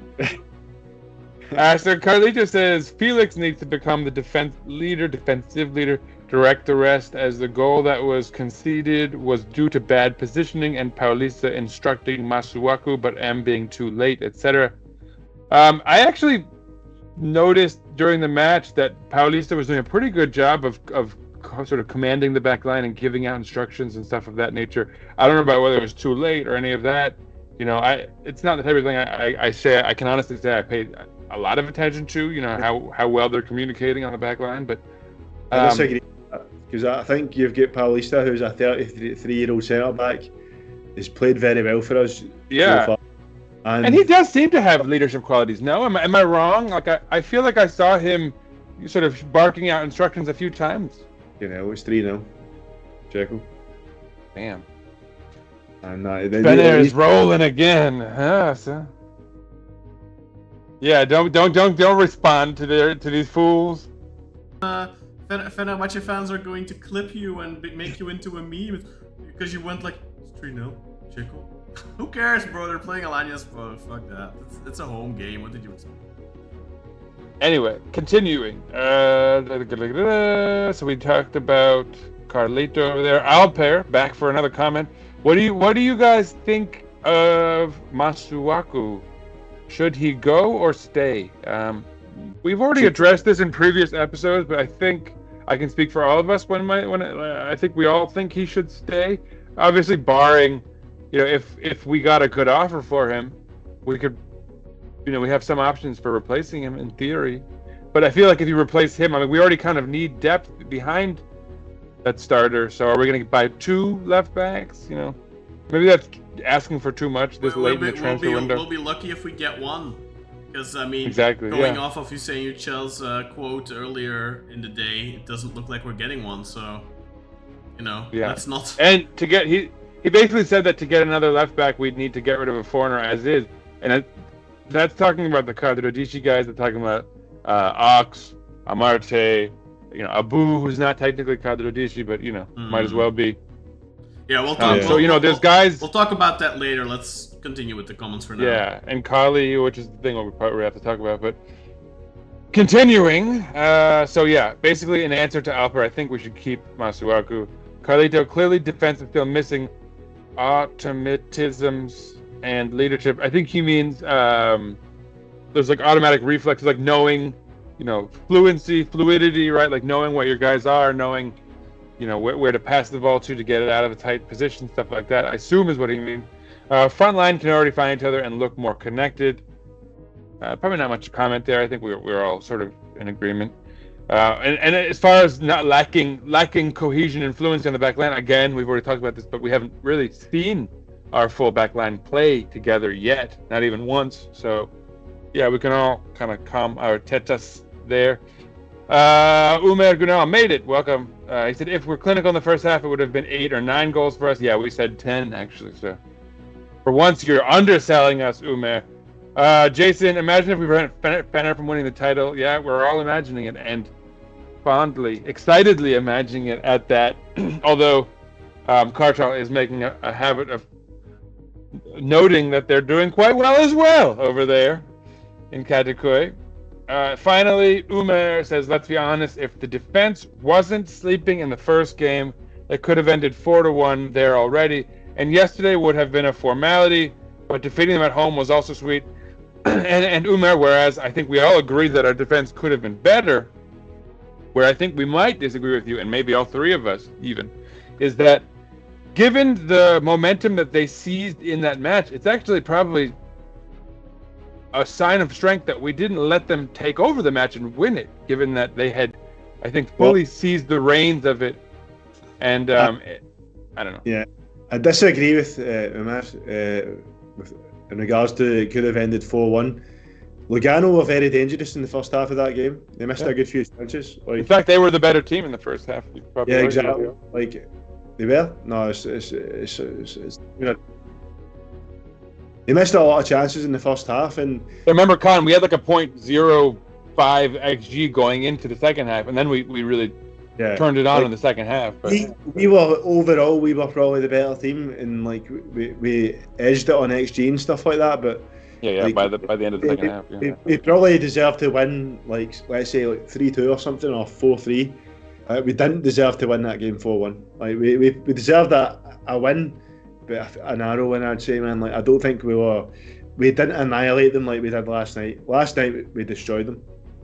Part of the credit I gave to Crocitorti over there was definitely, especially the first half of the first match, right? He did his homework, man. I really feel like he was prepared for us. He felt like he knew how to play us, and it looked like he did. And that's where us having such a good manager who can actually reply tactically, and do the right things in response, which he clearly did for that second half, is the difference, and I think that's where he didn't anticipate. I think he saw what we did last season. He's maybe did a little bit of research about Turkish football in general and assumed here's a Turkish side that's gonna, we're gonna have a game plan and they're gonna fall into our laps in that sense. And what he didn't anticipate is that we have a manager now that, he's no pushover, man. But yeah, that's it for the comments. Oh, we have one more now, and it's a reply. Umer Gunal, when we were up by 3, if we didn't fall asleep, we could have taken that over there. I'm sure they are fixing those issues anyways, because Lugano is one thing, but Lyon and Ajax away will not be that easy. Once we took that lead, for sure. Yeah, definitely. At 3-1, we should have never have let it become 3-each again. That was a collapse. That's fair, man. But when I wonder, again, maybe there's some aspect where we can give credit to their coach. He must have done something going down 3-1 to turn the result. Obviously, there's things we should have done, especially when it was 3-2. Okay, when it was 3-2, there's something maybe we could have done to sort of to ice it. But then again, right, that was the own goal, so it's not like we were shambles or anything of that nature. I'm coming in. My camera What's happening? What's It's happening? moving. What's happening to your Yeah, camera? whoa. What's it doing? I'm so erratic, man. No, that's but yeah, that's something new. I don't know how to fix that yet. But it looks like we're fine. It was maybe just What happened? I was His camera was doing weird stuff. Let's move Doing some over funny to things. the next topic, though, guys, because we finished the comments. Yeah, let's now. move on. So let's start Yeah. talking about that Europa League stage draw. And here on your screen now, you can see the results of that draw. Beşiktaş are playing the following teams. Eintracht Frankfurt, we will be playing them at home. AFC Ajax, the second team out of the first spot, we will be playing them away. Then the first team out of the second pot, Maccabi Tel-Aviv at home. And then away to Olympique Lyonnais, our rivals from the 2016-17 season that knocked us out in the quarterfinals of the Europa League. Of course, Maccabi Tel-Aviv, we played them in 2011-12, if I'm not mistaken. And of course, Ajax, we played them last in the 2021-2022 Champions League. We never played Eintracht Frankfurt before.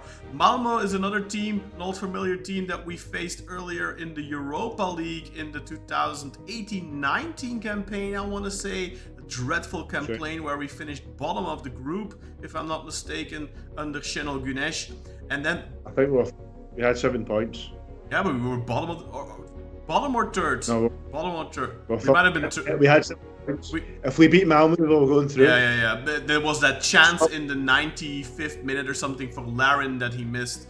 That could have seen us through. But yeah, Malmö, a team we faced before, we will be playing them at home. Bodo Glimt, the team we played last season, of course, and beat us in both games. We will be playing them away on their, I believe, artificial pitch. Then we are playing Athletic Club de Bilbao at home. So Nico Williams coming to the Tüpraş Stadium, ladies and gentlemen. And then finally we play FC Twente away. Now it is important to note that these games are not in chronological order. The actual calendar will be decided tomorrow by UEFA. So these are just the fixtures that we will be playing. They are not in any particular order because we don't know yet when we play who and all that. But so the new format of the Europa League works as follows. There's 8 teams that we have to play, and we play 4 home games, 4 away games. You play every team once, and obviously, as I mentioned, Frankfurt, we play them at home, Ajax away, and so on. So there will be no home and away leg against any of these teams. It's just one-off games against 8 different opponents. That is the way the Europa League, the Champions League, and the Conference League are going to work going forward. In the Champions and in the Europa League, it's 8 opponents. In the Conference League, I believe it's 6 opponents. So less games in the Conference League. Yeah, let's get the first reactions. Let's get the ball rolling. I actually already did a reaction video earlier for our Patreons. And they will have seen my first reaction together with Yasin Parlaxu. I recorded that earlier today already, so I'm going to hand the mic over to Kartal first. Kartal, your initial reactions on the draw for the Europa League stages, my friend.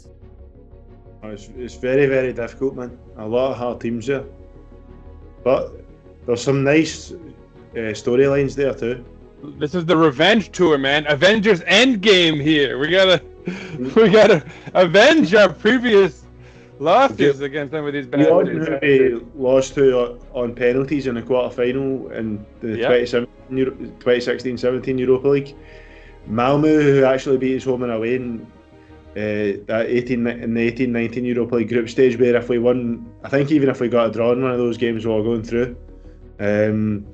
Bodo Glimt, obviously they caught us in our worst season in the last 26 years domestically. They beat us home and away.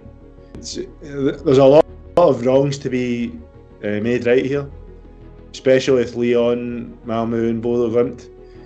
Ajax, I mean, Ajax we should have beat, I think, at home in the 2021-2022 Champions League group stages. I think we were the better team and they could have put that game away in the first half. In the second half we let them back in it and they won. Obviously that was the game in Amsterdam yeah, we were missing like 13 players, and despite that, we actually put on a fairly good showing. And if Kenan Karaman's disallowed goal that was a clean goal stood, it might have been a completely different game. Obviously, that was a stunner, wasn't it? Didn't he score a beautiful goal? Tel Aviv, man, like I've got very, very fond memories of playing Tel Aviv in 11-12. That incredible slalom from Ricardo Quaresma in the away game. I actually have that shirt, so very fond memories for me too. I've got the actual Buckley shirt, man, but I don't have a match worn Quaresma one. Wish I had a match worn Quaresma one. But we beat them 5-1 at home, and then we beat them 3-2 away. But those games are brilliant, man. Yeah. Like Quaresma. I do have to say I'm happy we don't have to go over there, because I would be worried. Yeah. Well, I don't even think we could, honestly. So. Yeah, I mean, see, like Frankfurt, like obviously they won it a couple of years ago, and like this isn't a revenge tour this isn't part of the Beşiktash revenge tour, but no, you can add it in as part of Giovanni's personal revenge. Obviously, for beat Rangers on penalties in the 2022 Europa League final, Giovanni van Bronckhorst would want to avenge that loss. I don't know how good Frankfurt are just now, to be honest, and we're going to make predictions soon. Yeah, but like according to Yasin, they're very bad at the moment. Oh, that's great then, brilliant. That's good for us.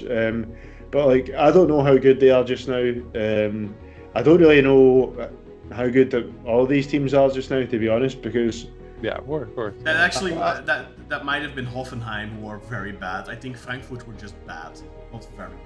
I think I misquoted Yasin a little bit. He can correct me in the comments if he wants. Yeah. But I don't think Frankfurt were in a particularly good form right now. And he did just say he's happy about Eintracht Frankfurt, which I assume since that's a home match for us, he's not happy that he gets to see that live. I think he's happy that they're bad. He was saying to me before or during the draw even that like he would love to either get Frankfurt or Hoffenheim, because that's a really close. That's close for him. So that would have been an easy game for him to go to. By the way, in the comments, guys, already let us know what you think about the draw and give us your predictions. Whether we are going to take 3 points, 1 point, or 0 point against all of these opponents. We're going to do that in a little bit as well. Kartal, Sinan, and I will give our predictions as well on how many points we think we are going to get. But of course, let's continue first with your initial reactions, Sinan, to this draw. What were your first thoughts?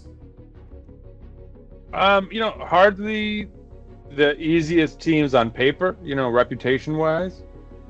I had mocked up a whole thing, and it was like Ludogorets, and there's a couple Romanian teams, right? And I mean, we got definitely not an easy draw by any stretch. In fact, theoretically, one of the harder draws that, again, on paper. I mean, there are some teams in pot one that were stronger than Frankfurt, I suppose, but like Ajax was one of the teams I wanted to avoid, to be honest. Especially away, that sucks. I mean, so here's my initial take is that Ajax and Lyon are probably the hardest opponents. It doesn't help that both of those are away matches. But the rest, I mean, like Kartal was saying, I love the Avengers Endgame aspect. We've got a lot of revenge to get. I think Bilbao is going to be the hardest team. You think so? See, I'm actually still sort of. Is there any chance that Nico Williams is sold to Barcelona still? Or isn't that? No, I don't think that's happening because Barcelona barely could get Olmo registered. So Oops. I don't think. And also, I believe Nico Williams got a new contract and the number 10 shirt, so he'll definitely be staying at Athletic Club this season, I think. And let's be happy, man. We'll be able to watch him play against us, so I think that's a good thing. Shall we? Yeah. Do you want to add anything else, or shall we move over to our predictions? Let's start predicting. Yeah, I feel like we can probably. I can say anything I'd want to say in this segment in the next one. So let's move on. All right, let's start off with the predictions. And Sinan, let's start off with your predictions. So I'll pop them up on the screen right now, guys. In the comments, let us know as well what your predictions are for the game. So these are Sinan's predictions. So Sinan, you are predicting a single. You put me on. put me on blast here like that, just dropping them all at once. Yeah, bro. It was too much work otherwise. So you were predicting. I'll explain. Yeah. Oh yeah. You're predicting a point against Frankfurt, 0 against Ajax, 3 against Tel Aviv, 0 against Lyon, 3 against Malmö, 3 against Bodo. No, sorry. No, 1 against Bodo Glimt, 1 against Athletic Club, and 3 against FC Twente for a total of 12 points. And I think 12 points should see us through. Because the first, it would. The top 26 will advance. There's a total of, is it 36 or 38 teams? I'm spacing on that, but I believe the top 26 will go through. However, the top 8 will get to skip around. So we might not get that with my tally here. Yeah. So and I'm about to get shit from all the commenters. I'm sure. You know, my a dose of pessimism or realism, however, whatever you want to call it. I mean, and look, partially, I always take the stance of like expect the worst so that you get the positive surprise. And of course, this is hardly expecting the worst per se.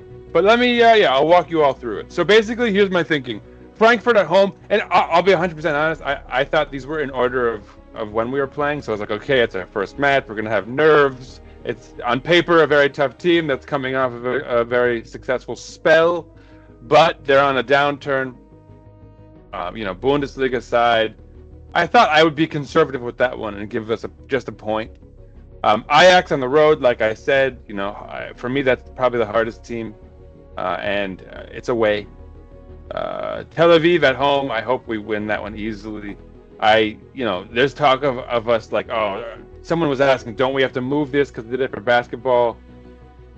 I really hope they don't move it. That would be ridiculous. Why on earth would we lose our home team advantage because they're committing? I shouldn't use no politics. No politics, please. Because they're doing what they're doing. Because they're doing what they're doing. Why would we lose our home field advantage? Anyhow, moving on. It also has nothing Lyon to do with football, so that's. Yeah, let's just keep that away. Lyon away. Again, for me, it's a toss-up between Ajax and Lyon being the hardest opposition, I thought. And those are both away matches, so I'll chalk those up as our 2 losses. Malmö at home, I want that revenge, 3 points. I only gave us 1 point against Bodo Glimt because it's away, and we know they have that weird grass.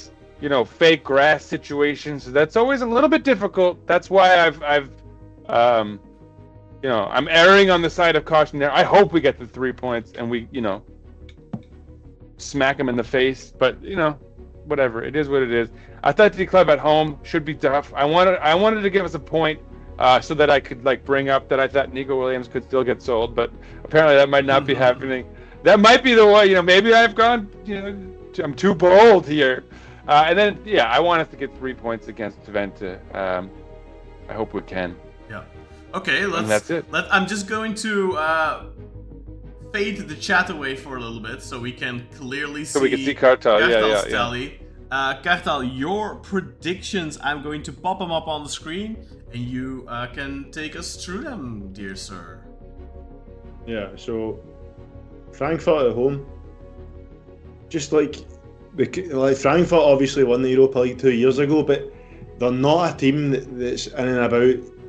They're not always consistently good. Didn't Fenerbahce beat them that season in the group stages, by the way? They tied twice. Okay, they tied twice. Yeah. I think they were the only team there was some daft stat that Fenerbahce was the only team that they couldn't beat. But Frankfurt's not always it's not one of these teams that's always good. I think they just had a really good spell there. They've not really kept it going since. So I think at home, maybe away would be different, but I think at home we'll beat them. Yeah.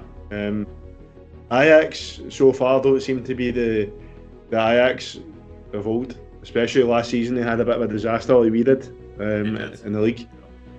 So because it's away, I think a point. Tel Aviv, I expect us to absolutely thump them. I think we could see another game similar to last night against Tel Aviv. So I put 3 points. Lyon. This one I'm not sure about. I put 0 points. Because I think when you look at the Lyon team in paper, it's very, very good. But they're struggling this season, and they struggled for the most part last season as well, and had a late kind of comeback to avoid. They had like a Fenerbahce season, I think, in like 18-19, where they're halfway through they were like in the relegation zone, and they had the resurgence and ended like 5th or 6th at the end. Yeah. That's what happened to Lyon this year, and they've started this season bad as well. I've just looked at that now and seen that, so I've put down 0. I'd maybe even change that to 1, because they do have a very good squad on paper, but considering how bad they're going, I'd maybe even change that to 1 point, so I'd maybe make my overall tally 17. Malmö, I think, look, see if we play our game with Giovanni Van Bronckhorst, like, we're not going to get outdone tactically by these European minnows that have got a good coach anymore. Now with Gio, I was thinking that too. When you've got a Turkish coach, so I think I'm saying we'll beat Malmö comfortably 3-1. I'm saying we'll get the 3 points. Bodo Glimt, Sinan made a great point. Synthetic pitch, it's hard. We struggle in these situations, but I still think, and they've sold their best player, Albert Grönbeck. Yep, to the end. So I think we'll get the win there as well. Bilbao, I think this is going to be the hardest game for us, and I think we'll lose. FC Twente away, I think we'll win. So I changed it to a point for Lyon, so you add 1 on to that, I think we'll get 17 points. Oh, you want me to change this, Kartal? Oh. No, it's alright. So that people can add, I'm sure that our viewers are good enough at arithmetic where they can add 1 onto my tally. He wants I don't think that. He wants to fudge the numbers, ladies and gentlemen. Well, okay.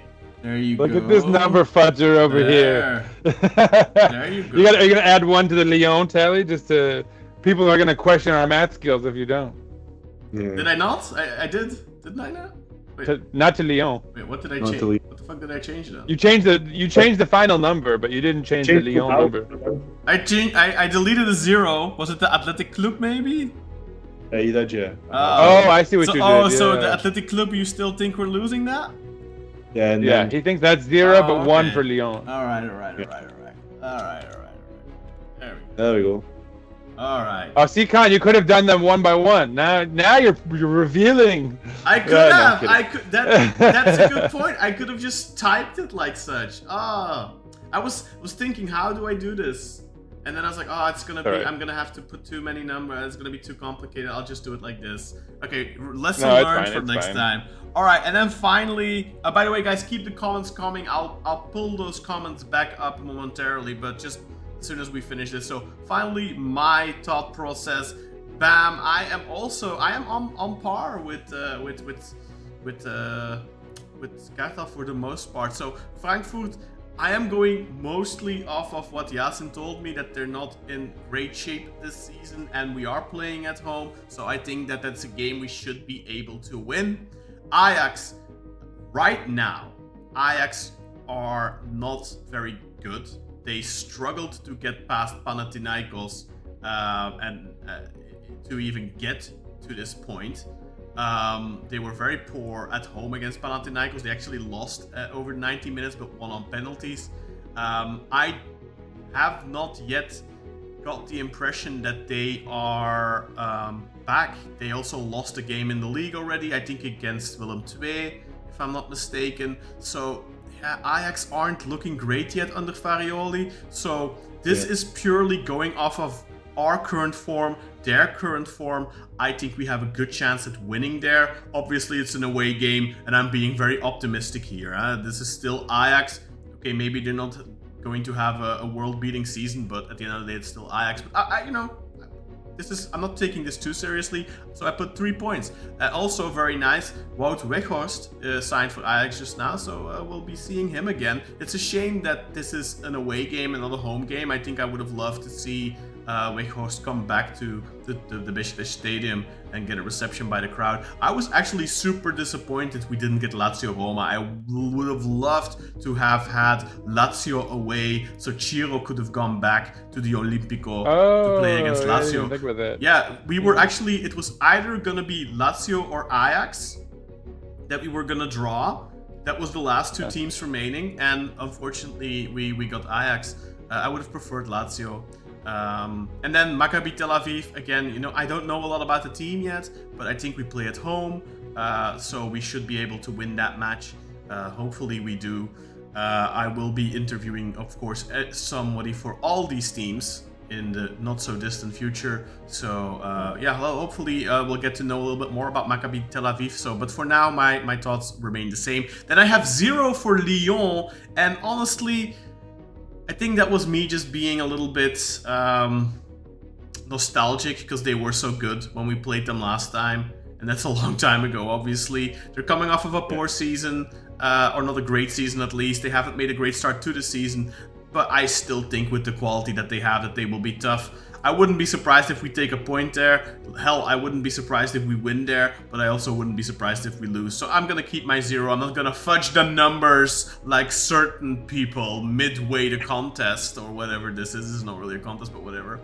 Number fudges. Malmö, I think we will beat. I don't think it'll be easy. I think Malmö will be tough, but it's a home game, so I think we should be able to win that.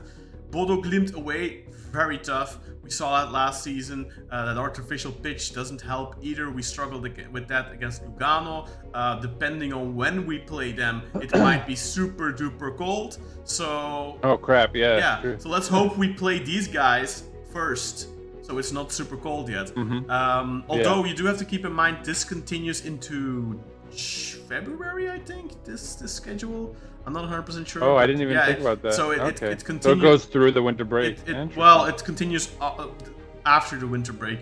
And then Athletic Club, I do agree with you guys. I think that is the toughest team that we face on paper. But we are fortunate that we play them at home.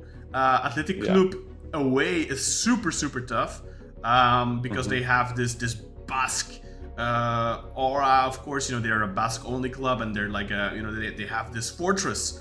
Their home stadium is a fortress. But we actually played them once before in the past. Back in the 2004-2005 season, we beat them 3-1 at the old Inenu Stadium. So I hope history can repeat itself. But I put down 1 point for that one because I think this is a very difficult game. Spanish clubs are usually brilliantly coached, tactically super strong, good on set pieces. So I expect... And they love the Europa League. They very much love the Europa League. So I definitely think Athletic Club will be the toughest opponent. I would not be surprised if we struggle against them. And then FC Twente, that's a team...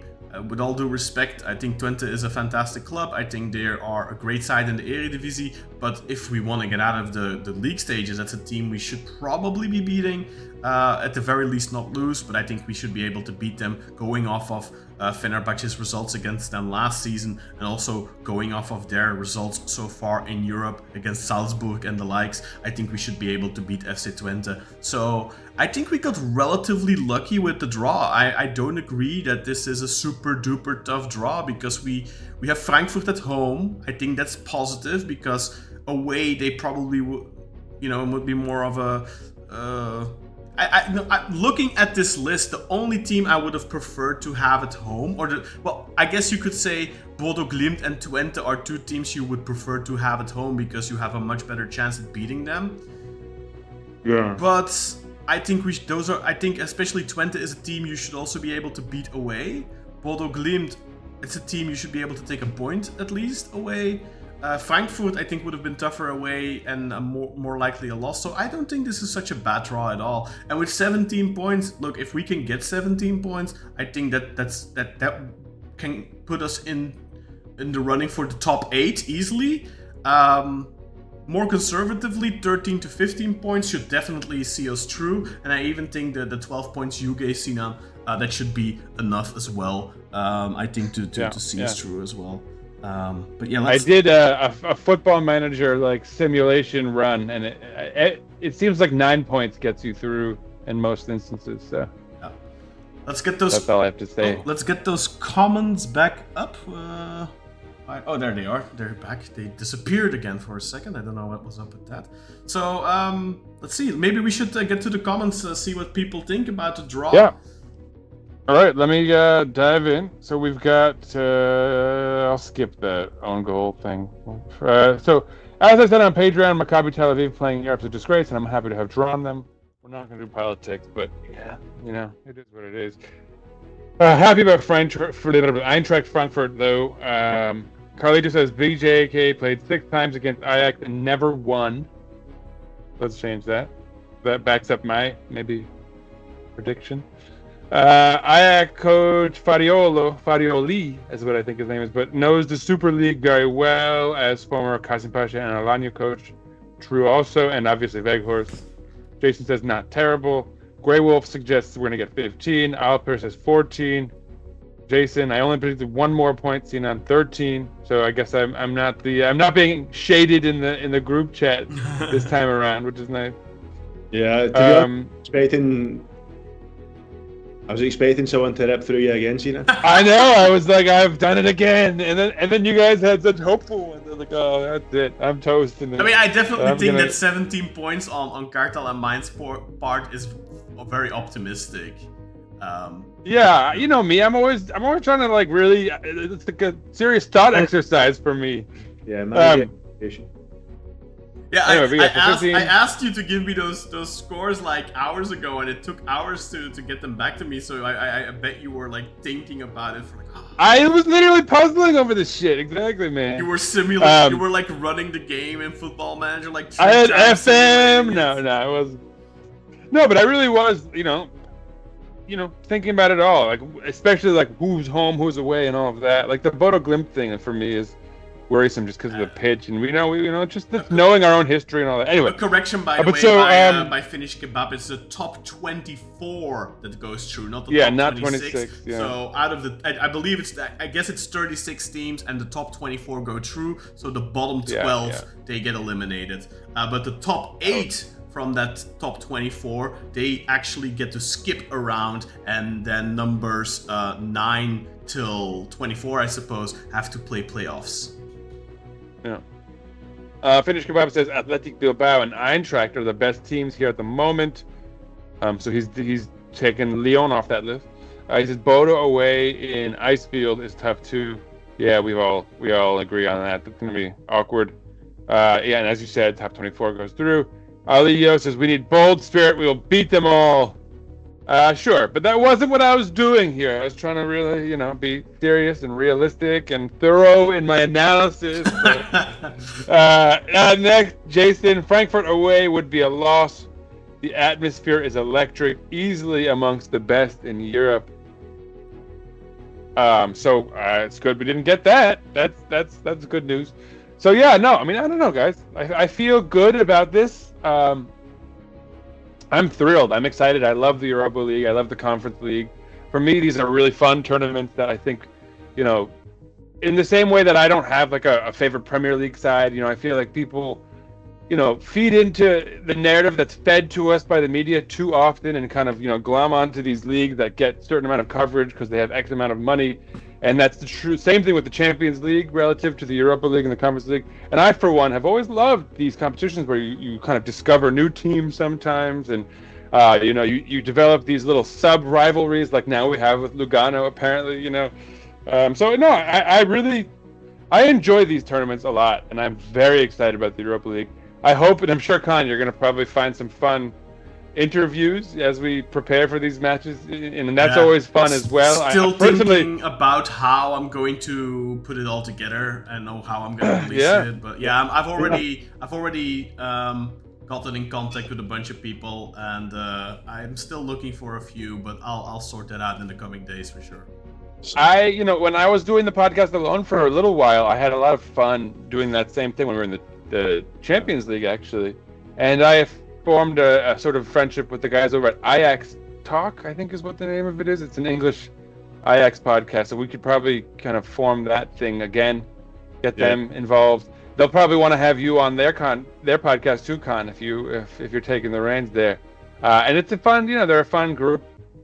They do something just like us, kind of an online thing. So no, I mean it's super fun. I love this time of the year, and I'm so excited that like the season's underway, first of all, but now we're really rolling. And once you start getting European fixtures, that's when you start to feel like you're living life a little bit here.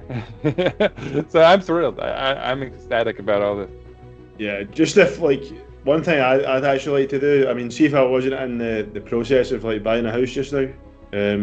I'd definitely like if would have liked to have gone to one of like the away games. That's one thing I've never done. I know, Kaan, you've been to a few. One thing I've never done is I've been to an away game in Turkey, but I've never been to a European away game. That's probably because, as I said, me and my wife are we're in the process of buying a house just now. So unfortunately, probably not this year. But if we get into the knockouts, I'd like to do that. Yeah, it's something I've done in the past. Maybe we'll get Rangers in the knockout, Kartal. Yeah, I mean, but even like, I'd fucking love to go to Amsterdam and just play Ajax. I think that'd be. Oh man. Like, because the last time we were in Amsterdam, we took over the city. Yeah, I went a few times, as a couple of away games back in the day, but ever since I've had a kid, man, it's just not been on the agenda. So you should probably do it before you get before you get married for nature as well, bro. Now you're only married for the law, but once you get them child, you married for the nature, you know. Yeah. No, I mean, obviously I won't be able to get to one of these away games because I've got a lot of expenses, man, with the house purchase. But maybe if we get to the knockouts, man, like March, why not, man? Like, because the things will have calmed down a bit then. Like, I won't have as much expenditures. Why not, man? Maybe a cheap EasyJet flight to some European city or Ryanair. You know what? I just had the sneakiest thought of the year, perhaps. But so we didn't go on a summer vacation this year. We were kind of, we had a lot going on with work, and I got this novel, the last round of edits going, and my wife has these university things going on now. So and she really wanted to go, and I was the one that's kind of like, you know what, let's just save money this summer, and we'll put it off. It's fine. It's not that big of a deal. I mean, I think for my wife it sucks because we just had COVID, obviously, right, and everyone couldn't travel for all that time, and she's a big time traveler. But so I promised. I was like, all right, I promise next summer we'll do 2 vacations. We'll go somewhere in the beginning of summer. We'll hit up Turkey at the end of the summer. So I'm definitely going to see a Beşiktaş match at the beginning of next season, which is exciting. But now I'm thinking, what if I sneak that early summer vacation into late spring, and we just happen to go to wherever we're to the Europa League final. Yeah. And I tell my wife I'm gonna surprise you. What if we go to Rome for the spring? So I swear to God, I didn't realise, but Beşiktaş are in town.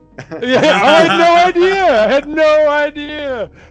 What great fortune this is to find that my favorite football team happens to be playing in the city that I've paid for our luxury vacation. Oh, look at this! So, I just got the tickets already, man. I just so happen. Look what just flew into my hand. Anyway, we'll figure something out maybe, but. Yeah. My kid. Anyway, what else have we got to talk about? My kid was born in 2015, by the way, and in the 2014-15 season, we went to the Feyenoord game away, me and Kim, and I think that was just around the time we found out she was pregnant. Then we went to Arsenal away. We went to Tottenham away. Oh, that was a great And we match. also went to Club Brugge away. That one was. I think out of all of those games, the Club Brugge away one was the worst experience. Also because the stadium of Club Brugge isn't very comfortable. It's very high. It was late. It was very cold, a lot of wind. Plus there was some guy next to us smoking a big fat cigar. Yeah, so that's rough. But yeah, those were fun times. Those European away games are really quite fun. But the Feyenoord one and the Brugge one, I would say, were the least fun experiences. The Feyenoord one mainly because of the atmosphere around the stadium before the game. It was very hostile from the Feyenoord fans. Lots of they're notorious. Lots of kanker Turken and so on die shit. And then the Brugge game. For us, that game, the Feyenoord game, we beat them 2-1. Yeah, it was the game itself was great. That was fantastic. The Brugge game was the least good experience, not because we lost, but when we also a very hostile atmosphere, like, but not hostile in a good way, like hostile in a racist way. That was not fun. And then after the game, like, their fans were like trying to like blocking the road and shit, and not allowing people to get away with their cars. And like one crazy ass Turk drove into a bunch of them, and then of course afterwards like, oh, he drove into us. Well, but like you're literally blocking off the road with a couple of. And people are probably scared for their life, man. It's not like we haven't seen stuff like this go terribly awry. Yeah. Like especially like yeah. I also had a bad experience with a police officer there as well, because I had tickets for friends as well, and we were already past a checkpoint, and they were still beyond the checkpoint, and you weren't allowed to go past the checkpoint unless you had tickets. But I still had 2 tickets for guys that didn't have tickets because they couldn't get past the checkpoint, and this guy would not allow me to go back. And I said, why aren't you allowing me to go past this point? Why won't you let me go? Yeah, blah, blah, blah, blah, blah. I said, well, how about my girlfriend? She has a Belgian passport. Will you let her go? Oh, yeah, that's no problem. I'm like, well, you know what? You know what, motherfucker? I have a Belgian passport, too. What the fuck is this? Yeah. You know, and then he was like, pipe down, or if you want to watch the game. I was so fucking fuming, man. I was so pissed off. Yeah, see these types of things, it makes me, Sinan probably feels similar to myself, but it makes me feel grateful that I don't live in like Central Europe where there's a lot of like anti-Turkish, yeah. I feel like, see if there's a lot of a certain, like, see if there's a big diaspora in a place, that's when you get a lot of racism. But in Scotland, the Turkish diaspora isn't that big, so because of that we don't really get racism. Like, people just say, oh, Turkey, yeah, that's a nice place to go on holiday. Yeah, like, we even have sort of a positive kind of reputation in some ways. Yeah. Like, Central Europe, man, it's quite rough for you guys. Like, obviously, I dealt with like stupid racism as a child, but that's just kids trying to be hurtful. But no proper, like, I've not had any meaningful racism as an adult. One thing that's great is that Americans are so bad with geography and stuff of that nature that the best they could come up with is like they'd make the noise of like turkey, the animal. But that was like, a local police officer. He was like from Bruges, and then like at a later checkpoint, because there were multiple checkpoints, there was actually a cop from Antwerp, and he was super friendly, super nice. I was so flustered by this entire situation because it just rattled me, because it was like an experience of actual fucking racism, and I was so pissed off, and I told my story to this cop, and he was equally appalled by it. And that's it. It's not. It'd be one thing if it was just like some random Belgian bloke being racist, but this is a police officer that's meant to protect everyone. And it's the guy who's like in charge of the state. Like, that sucks. Yeah, no, but it's like that area of the country. That's also the big reason why I really don't like Club Brugge. Like, I don't like the club because a lot of people. I mean, don't get me wrong. I've met some, like, last season doing the podcast, I've met some great Club Brugge fans and stuff, and I have friends who are Club Brugge fans, but like generally, I just don't like that club that much, man. Like, I remember as well at the time, like, there was a bunch of our fans that actually bought tickets in the Club Brugge section, but they paid for them already. They bought them. They bought them on Club Brugge's website, and Club Brugge actually just annulled those tickets, but they didn't pay the fans back. They said like, well, you bought those tickets under false pretenses of being a Club Brugge fan, so you're not getting paid back. If I remember correctly, that's how the situation was. My earpods just died, so I'm gonna have to switch them. But you guys keep talking. Yeah. No, I mean it's yeah. I mean, we probably shouldn't talk too much about this subject either, like, to avoid the whole politics thing, but it's it is what it is, man. It's a shame. And it's yeah, I can't even imagine, we get there's obviously a ton of racism in the United States in general, but you don't often see it, and I don't experience it firsthand, right? Because I look like just like a white dude, and people don't know that I'm Turkish by just looking at me. So I should be able to hear you again in a second, I can't guys. I imagine just have to experiencing it. unravel my headset. We're getting all kinds of stuff happening here. So Kartal's camera feed looks like it's. Yeah. You've done something, Kaan? I saw Whoa. I saw a double camera feed on Kartal's feed, and so I deleted one. And then Together. Oh, now it's yeah, gone. completely. Yeah. Give me a second. Oh, but no. That's because no. That's not because of that. That's because of something else. That's because I left the conversation to change my settings, so it should be back now. Right? Yep. Yeah, Yeah. it is. Perfect. Um, But so yeah, I can't imagine. It would suck to face anti-Turkish nonsense anywhere. Honestly, it's that. Yeah, you know, it's. I don't remember exactly how the conversation went, but I did say, well, you know what that's called? It's called racial profiling, and he did not like that. Yeah, well. He did not like me making a good point. I think.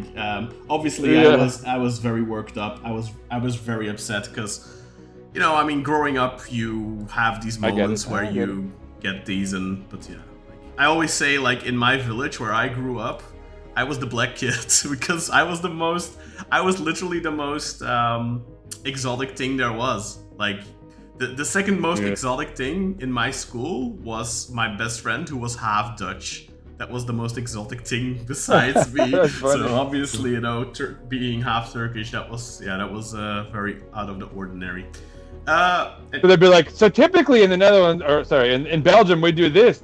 Kaan, what do you guys do? You know, you probably had to do a lot of answering for people that you aren't. But anyway, let's move on. So what's last? Like, we have to talk about rumors and stuff. Yeah. So the next part is gonna be. Did we finish all the comments?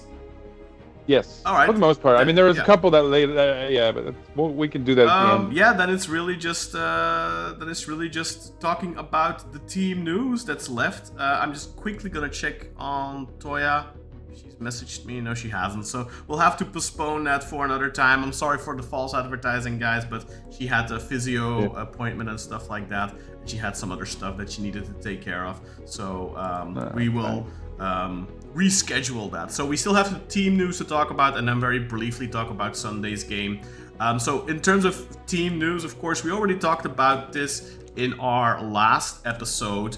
Felix Uduokhai coming in, but now it's also official. He has officially signed his contract. He is coming in on a 1-year loan. I believe it is an obligation to buy. I don't remember if they shared the financials for that. Uduokhai looked very excited, very happy to be there. And yeah, looking forward to seeing him play his first game, perhaps on Sunday already. Other than that, we already talked about this, but Necip, of course, out for 6 to 9 months. And another important news bit is Omar Colley. His contract has apparently been terminated, and he was actually on the bench yesterday, so that was his last game for the club. I was a little disappointed that he didn't get to come on at a time, because I think it would have been a nice gesture by Gio to perhaps have the fans give him a standing ovation or something. I don't know if the fans would have done it. I would like to think they would have, but that didn't happen, unfortunately. But I also kind of understand Gio. He wants to involve the players that are actually part of his plans, and he wants to give them minutes. So, you know, I understand that as well. So Omar Colley leaving, guys, feelings about that? Sinan, let me start with you. It's a shame. Well, it's not a shame. I mean, it is what it is. We've made upgrades. It's kind of what we needed to do. But he is a great contributor. I'll never have negative feelings about Omar. He gave his all. You know, like, I don't think anyone ever felt like he was like shipping it, you know. I mean, he was always giving his most. I didn't like that, you know, he had some lapses, you know, which we've talked about at times, but for the most part, he was actually a really solid player. He was never our worst player, I don't think. You know, I don't think there were a lot of instances where we were like, you know, he's responsible for success or failure. He was just always did his job at a high level, or at the highest level he could, and yeah, you know, happy sales. I hope for the best. Whenever a Beşiktaş player leaves, I want them to do great so that their legacy, you know, shines well on us, you know, barring a few individuals here and there, but yeah, no, I hope he has a great, career going forward, wherever is left of it, in Panathinaikos or wherever he's going. No, not PAOK, right? Yeah, he's going to PAOK Thessaloniki, so Razvan Lucescu's team. So I really hope he has a great time there, and wish him all the best for his future endeavors. But no, seriously, I hope he does well there. Kartal, any feelings on your end on the Colley move? We've got two left centre backs now. We've got Emirhan and we've got Uduokhai. So Colley had to go, and he's going. And I thank him for being a good guy and accepting to go. I think the guy also had a great attitude. He was passionate about the club. I don't really think he was good enough, but I can't say anything bad about the guy himself as a person. So best of luck, Colley. I hope you do very well at our sister club, PAOK, and hopefully PAOK continue their dominance in the Greek league. Inshallah, with Colley at the forefront, of course. Domagoj Vida playing in one of the other teams, of course, AEK Athens. So they also won a league title in recent years. Our sister club, but they're black and white as well. Yeah, like, we have obviously Vida is if you compare, say Vida or Colley, obviously everyone's going to say Vida. They done it. He had a much more substantial part in Beşiktaş's history than Colley did. Like, it's not even close. But yeah, PAOK's our sister club, man. So if you ask me who I back in Greece, to be honest, I don't really give a fuck. To be honest, but yeah. Only Beşiktaş, but if someone asked me the question, I'd say PAOK. Yeah. I always loved Colley, so I'm kind of sad to see him go. But at the same time, I think, like Sinan said, we're making upgrades on paper at least. Let's hope they turn out to be upgrades. But Uduokhai is younger and has a good reputation, so let's hope that that's an upgrade. And of course, Emirhan as well. We exchanged a nearly 32-year-old center back now for a 23-year-old and a 26-year-old center back, so hopefully those will turn out to be upgrades for us. I wish Omar Colley, of course, all the best, and I hope he has a great season and great 2 seasons, hopefully for PAOK. And then the last bit of team news that I have for now is the Hüseyin Yücel quote from earlier, which I referred to already, but he seemed a little peeved off with certain players, especially in particular Aboubakar and Oxlade-Chamberlain. That they are essentially holding the club up for money to an extent. Like he said, well, it basically boils down to these guys have offers to leave, but for some reason, which I cannot understand, they want their... I've never heard of this before. They want their full contracts paid out. So Aboubakar has offers, but he only wants to leave if he gets his full 3.1 million. Ox has offers, but only wants to leave if he gets his full 6.5 million. Supposedly, that is what Yücel said. So 6.5 million, like he's a 2.5. I don't know. So that's a lot of money. So Ox wants 6.5 million apparently to f off. That would imply that he hasn't even been paid in full yet last season, I think. Yeah, I mean, I understand that if you have a 3 million a year contract and you're getting 1.5 million offers and you still have a 2-year contract, that you want the difference to be paid. I understand that. I think that's perfectly reasonable. But expecting your full contract to be paid out, that makes no sense. Like why would you have to get double paid? Like if I get fired from my job, like I get paid for 6 months or something, but after that it's over. Like I'm not gonna get paid for the remainder of if I have a 3-year contract, or I'm not gonna get paid for the remainder of my contract like that, and then also earn money elsewhere. But then you would have in a sector like this, you would have a non-compete clause. You can fuck off with 6.5 million, but you can't play anywhere else for the time that that's how it works in the business world. Yeah, I don't get it, and what I especially don't understand is the way it's being. I mean, treated by the players, obviously, but even by the press, as if it's the sort of norm, that we're sort of expecting. I've never seen it before, and for it to be now this thing that everybody expects before they go, I hate it. And I think it's bullshit. I just go. I don't know why they're doing this. And frankly, look, here's the one thing I will say is, and I whenever I write that list of all of our foreign players, I always include the guys even who are quadrodici, because I feel like it's kind of a fuck around and find out thing. And if you really want to sit around and earn your money, then train. You better train every day. I personally throw Ox on the team sheet. Let him be a backup. It's not like he's not talented enough. I don't know. Maybe with the foreign limit, it's too many foreigners. But. Maybe if let's say Amartey goes, Abu Bakar goes, then you could list Ox. But just now there's just too many foreigners to let. Yeah, the problem is you don't want Amartey on that list. Yeah. Even Ante Rebic took a buyout, guys. Even Ante Rebic didn't insist on his full wages, and he was kind of seen as the biggest big bads, when it came to that. But Ox, I am super surprised by Ox.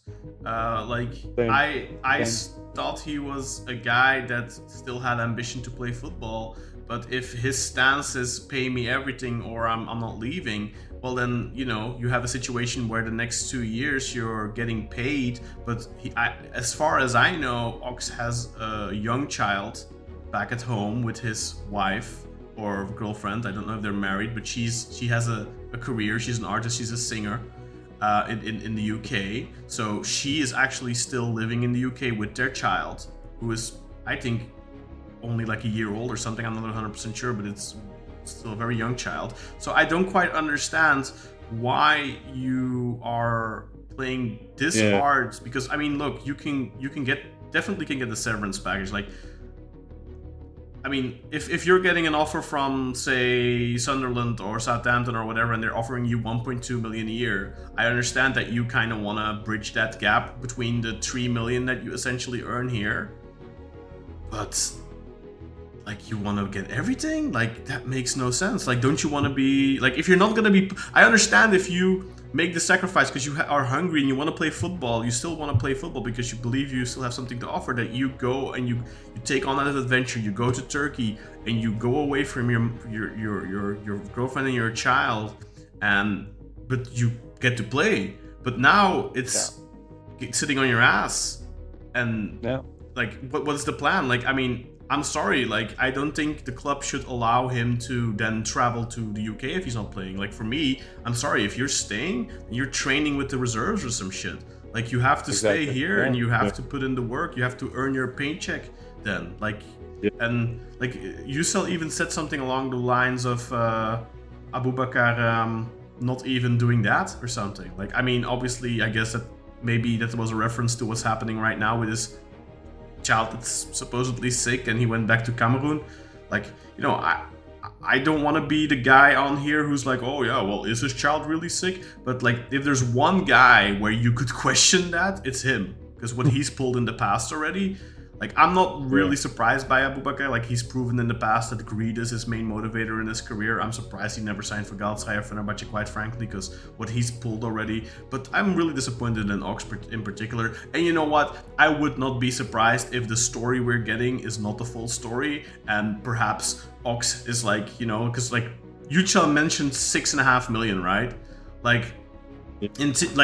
To my knowledge, Ox signed 2.5 million a year, and he got a 1.5 million signing bonus.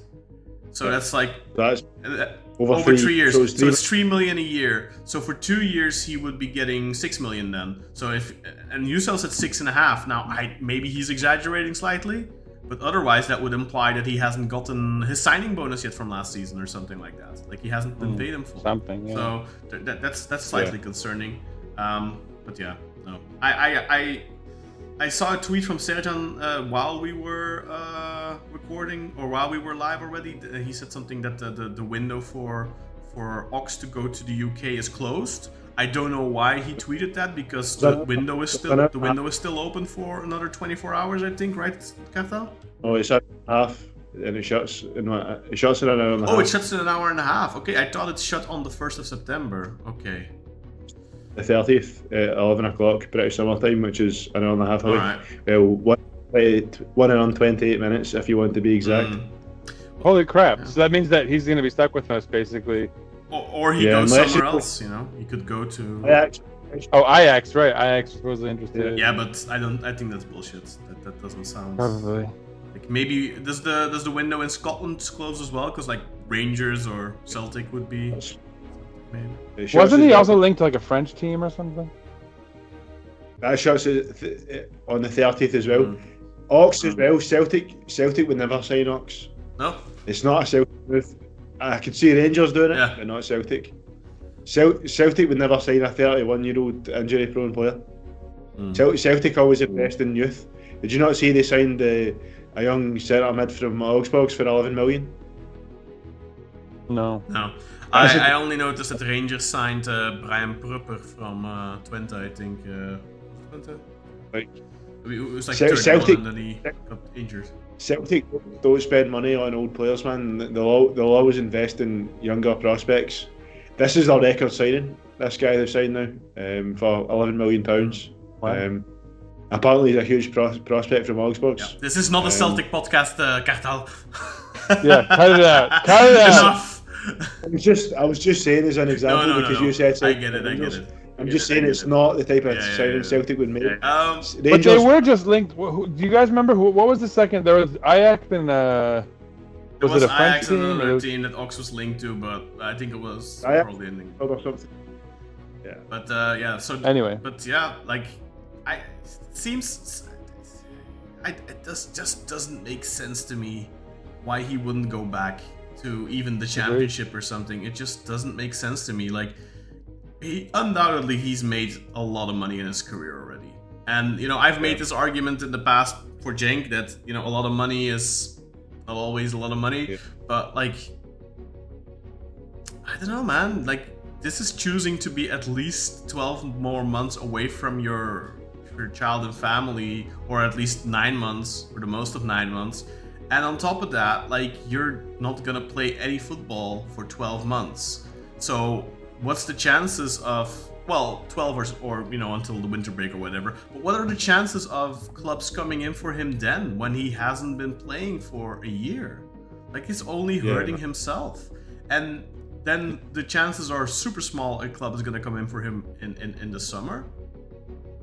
Yeah, so he brought on the bench. 2 years rotting like that's fin de la carrière. This is the end of his career then, essentially. And he's only proven that if things don't go well wherever he goes next, that he's probably in a pain in the butt as far as getting, you know, leaving that contract. Yeah. So it doesn't help him in any facet of his career. For me, the way this looks to the outside world right now, and look, I'm not saying this is how it factually is. This is just how it appears, because obviously we don't know. Because I know Turkish tactics, and one of them is put all the responsibility on the player, make it look like they're the bad guys. That's always how they do it. So So, you know, take it with a massive pinch of salt. But the way it's looking right now makes Ox out to be first and foremost somebody who isn't looking to play football anymore, just wants to make money. Mm-hmm. And he is willing to sit on his ass for 2 years to get it. And that is just, for me, any club looking at that from the outside looking in after these 2 years is going to be, wow, I'm not going to touch that with a 6-foot pole, because why would we? Yeah. Unless he's going to play on a performance-based contract or something.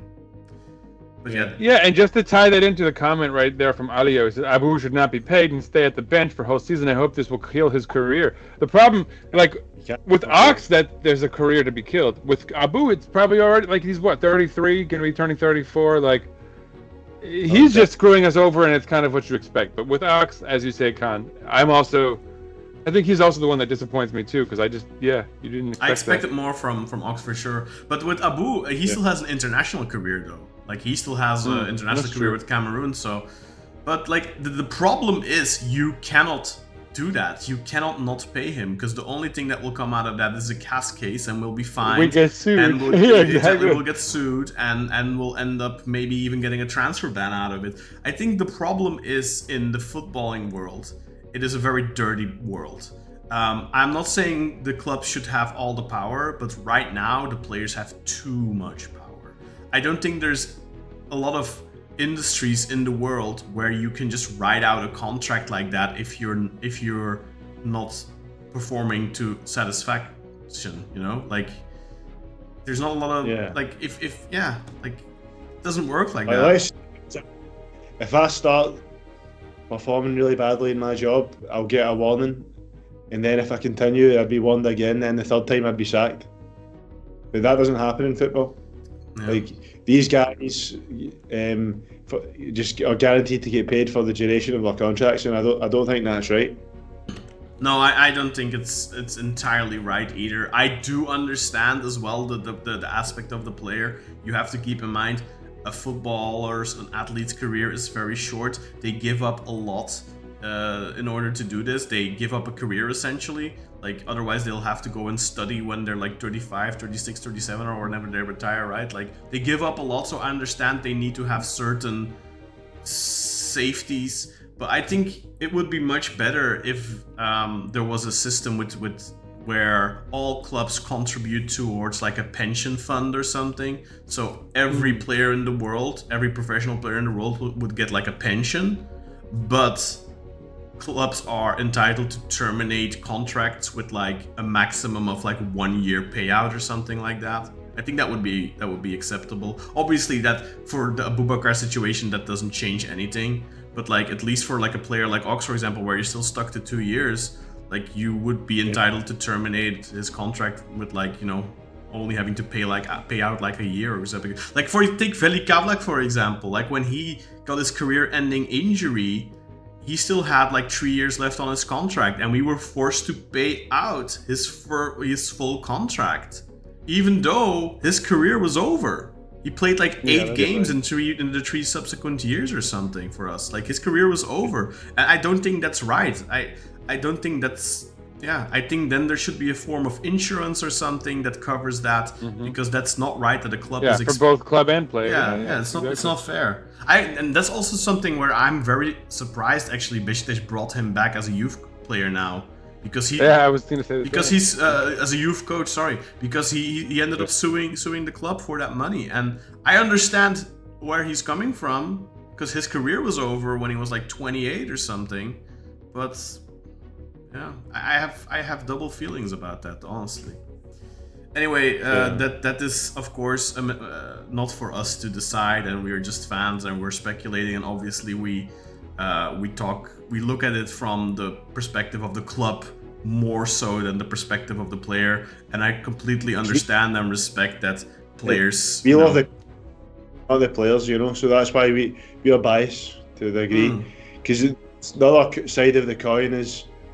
These guys didn't hold a gun to the former board's head and say, you have to give us this contract. No, of course. They are responsible. They should be the ones... Like, I think that is something that also should exist in football, man. Like...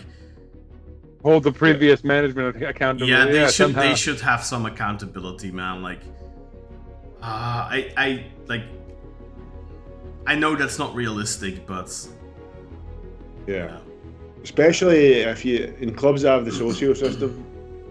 case where any damages the previous board leaves, they need to fix, like to compensate the club. And you wonder I bet like ANC had a pretty hefty salary, right? Like he probably pocketed a bit of money. Maybe he should have been forced to give it back. You know what? I don't know if they actually receive compensation. That would be the question, right? Because if they do, then they need to give it back or something. I have never ever heard anything about that. Do you know that, Kartal, whether an elected president for Beşiktaş gets a financial compensation? No, I'm pretty sure that it's a voluntary job now. Yeah, that's what I think, but I'm not sure. Let us know in the comments if you know. I don't know. Yeah. Well, let's. What else we got? Let's see. What else do we have? The Sivas preview. But you know what? Before I do that, I am going to, because I forgot multiple times already, I am going to plug our Black Eagle VIP. Guys, for those of you watching live, but also for those of you watching on delay, we have we have a special offer for you: 7-day free trial of our Black Eagle VIP show. What you get in exchange for that, other than supporting the podcast, which is really very much appreciated and helps us to do what we do, but for the price of just a cup of coffee or even less, you can support us. But what you get in return, you get the VIP audio show, which is essentially an audio only podcast, but it's only for VIP members. On top of that, you get some behind the scenes stuff from time to time. I'll post some behind the scenes things. Yesterday, Kartal and I did a live reaction right after the full-time whistle against Lugano, and we gave our thoughts for an hour and 15 minutes. So that's additional content you'll get as well. And earlier today, live during the draw, Yasin and I actually reacted live to the draw as it was happening, with even the footage and everything on there. So it's a video I uploaded to the VIP site. So if you go to www.patreon.com/Beşiktaş podcast, you can now join as a free member. So please take us up on this offer. It's free. You can opt out if you don't want to pay the $1.99 after your free trial. You can just cancel. But in the meantime, you can listen to and watch all of the VIP content for free. And if you do like what we're doing on there, please consider sticking around. It is just $1.99 a month, but it helps a lot. If we get, say, 20, 30, 40 of you Black Eagle VIPers, that will help us a lot for future hardware upgrades and all that kind of stuff. So please consider becoming a Black Eagle VIP member.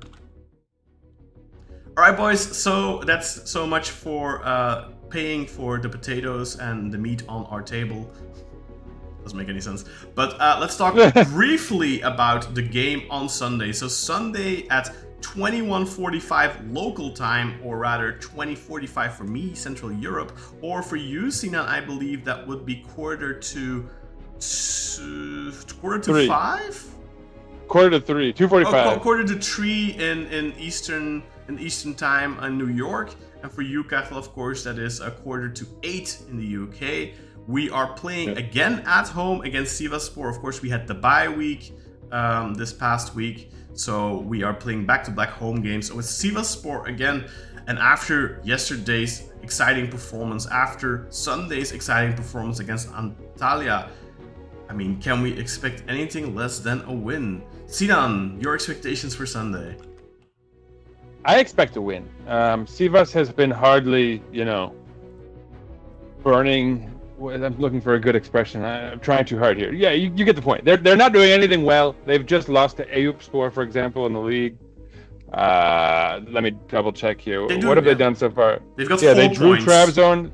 They beat Kayseri, but then they lost to Eyüp. I mean, Sivas is one of the sides that can always pull up a surprise here and there, but I think we have all the momentum right now. I have very high expectations for this match. I want us to win by 3 goals, at least. And maybe that's expecting too much. That's not very fair, but you get what I'm going for. I think Sivas is a tough nut. Can be a very tough nut in Sivas, especially when it's a little cold. But yeah, I think 3 goals is not definitely not beyond the realm of possibility. Kartal, what about you? Expectations against Sivas? Look, I think it's a game we need to win to continue our momentum. I think a lot of people thought if we could get to this point of the season where we win the first 3 league games and we get into the Europa League group stages, and then we get to the national break, and that gives us 2 weeks to prepare for the rest of the season with the full squad, with all the transfers together. If we can get to this stage without any losses, that'd be excellent. And we're just 3 points away from that happening, and we've done it emphatically. We've played brilliant football apart from the Samsung game. We've played, every game's been amazing apart from that Samsung game. And even that Samsung game was still good. Yeah. That was good execution. That was an excellent away performance, right? In a tough game. I would have preferred to see us create more and limit them more, but I mean, we won 2-0, so you can't complain too much. So the way everything's going, we've been brilliant. And then the new transfers that we're expecting, a winger, potentially a full-back as well. I still think a full-back will come. I think Hussein was like bluffing a wee bit when he's saying that we might not sign one. I think there was a bit of a wee bit of bluffing going on there. Let's hope so. If we win this game, man, and then we're going to add at least 2 more players, and then we'll get 2 weeks to prepare with these new signings and the full squad. Man, I think it's going to be really, really hard to stop us this season, man. If we keep playing the way we are just now, and then if you add in Angel, like we were talking about in the Patreon, if you add in Angel, someone that's a great dribbler, a creative winger, can cut in onto his left foot and make stuff happen. Oh man, we're already scary. Like the way we're playing, we've been phenomenal. But then we'd be even scarier, man. Like this season, knock on wood. If we keep going the way we are, man, I just think we'll be champions, man, and hopefully we can have a good run in Europe as well. But yeah, I think the 3 points we'll get, and I think that's going to be just that last launching pad that's going to set us off and hopefully lead to the season continuing to stay great as it started. Yep. Let's hope so. I am on the same wavelength as you guys. I think we have to win. I think we will win on Sunday against Sivasspor. If we replicate our performance from last night, not even like 100% replicate, but I think if we play like at 70 or 80% of the intensity that we played last night, we should absolutely be winning that game with a big goal differential. I think 3-0, 4-0, 5-0 are not out of the realm of possibility. A statement when heading into the international break would be great, and let's hope that is going to happen. So Sivasspor, 4 points out of 9 games they've played, out of 9 points, so they have played 3 games so far. Like Sinan already said, they drew against Trabzon, then they won their second game, lost against Eyüp on the last one. So It is worth noting that the Trabzonspor side that they drew is reeling. They've lost a lot, and they have fired their coach today, Abdullah Avci. It's good. Happy trails. Yep. Na na na na na na na na. Hey, goodbye.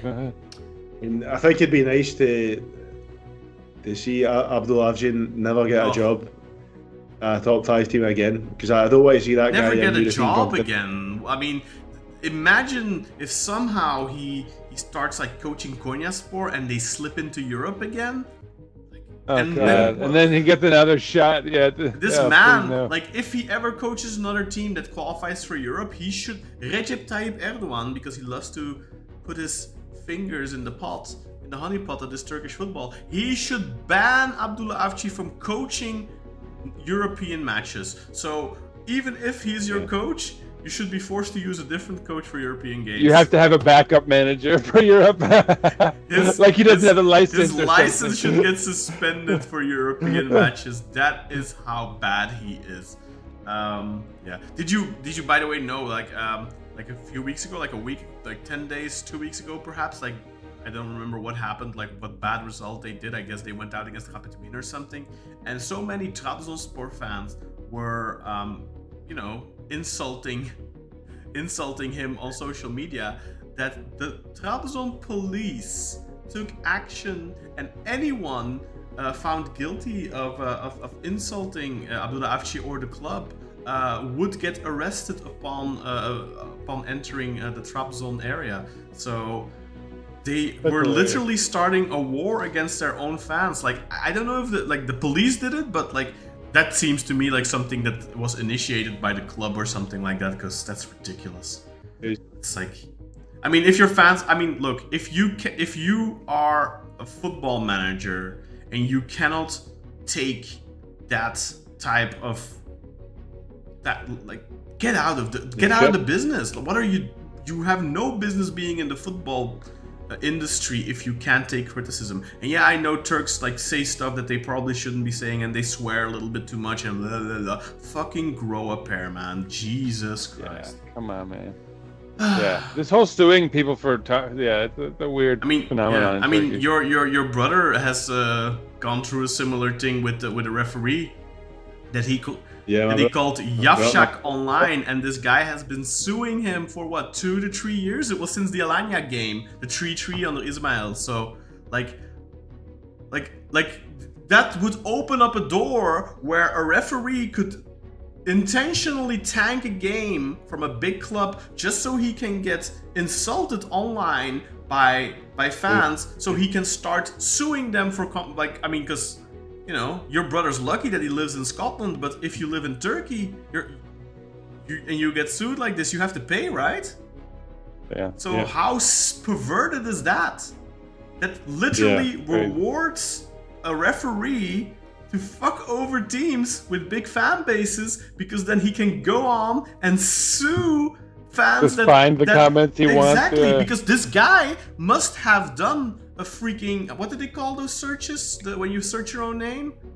Vanity search? Name search, yeah. I mean, dude, imagine this. Imagine tanking a game, intentionally pissing off a fan base, knowing that you're going to get a ton of reactions so that you can then sue them and make a ton of money off of suing them. Right? It's like what's the expression I'm looking for?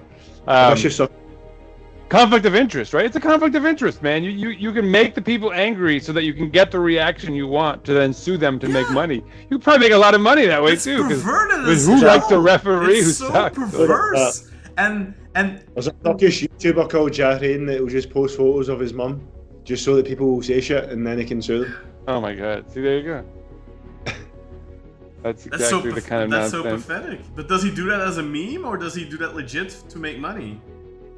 To make money. Wow, what a! I'm not even gonna say anything because he might sue me. But what if we get sued?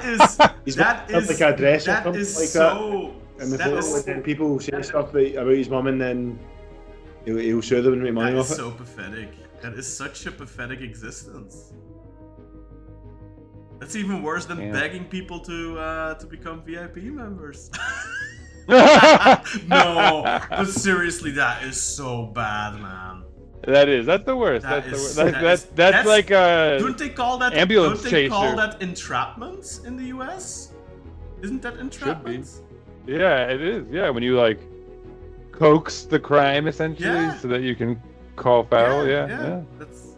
Anyway, Hi Salih Pigs, by the way, nice to see you again in the comments as well. Nice to see all of you, by the way, guys, all of you who are in the comments. Let's finish it off, guys. Let's finish with the comments. I don't know if we got a lot more questions or comments, Sinan, but let's round them down and get out of here. Yeah, I mean, I think we've basically covered them, but let's see what we got. Is there any news about the fixture? Which one is the first game? No, we're not there yet. Fixtures, I think tomorrow. The fixtures tomorrow, they will be posted. UEFA will post them tomorrow. So the schedule, the calendar will be posted tomorrow, Ali. Jason says, my favorite UEFA competition as a neutral is the Europa League. Yeah, that sort of co-signed what we were saying earlier. Finnish Kebab. UEFA changed the system too. If we drop out from playoffs, etc., there will be no Conference League playoffs anymore. Same with UCL. There won't be any more teams entering the Europa League, which means, we have a fixed. The teams we saw get seeded yesterday, and those are the teams that we could meet in the knockout round. So for Kartal, the Rangers are there, so you guys, you might get a home treat. Beşiktaş visiting you somewhere, if we get to the next round. Anyway, if Kartal gets the tickets, I'll come over. There you go. Yeah, that'd be brilliant. Oh man, that's probably the shortest flight for me too. You don't have to pay them, by the way. Just fix them up, because it's such a getting European away tickets is such a massive pain as a Beşiktaş fan. It's horrible. Like back in 2014-15, I got my tickets through Toya. She helped me out with her brother, because it was almost impossible to get them normally. Because otherwise, I think back then, I assume they still do it this way. Like the club kind of dispersed those tickets to the fan groups and stuff, but you have to be like a member and all that kind of thing. And it's like a little bit political, in my opinion. I don't know. I mean, I know a lot of the guys from Europa Kartal, they're awesome, but yeah, I mean. I've just never really been super involved with that. I've been to a couple of their meetings, and they're really nice people. I love them, but It's just not really my scene.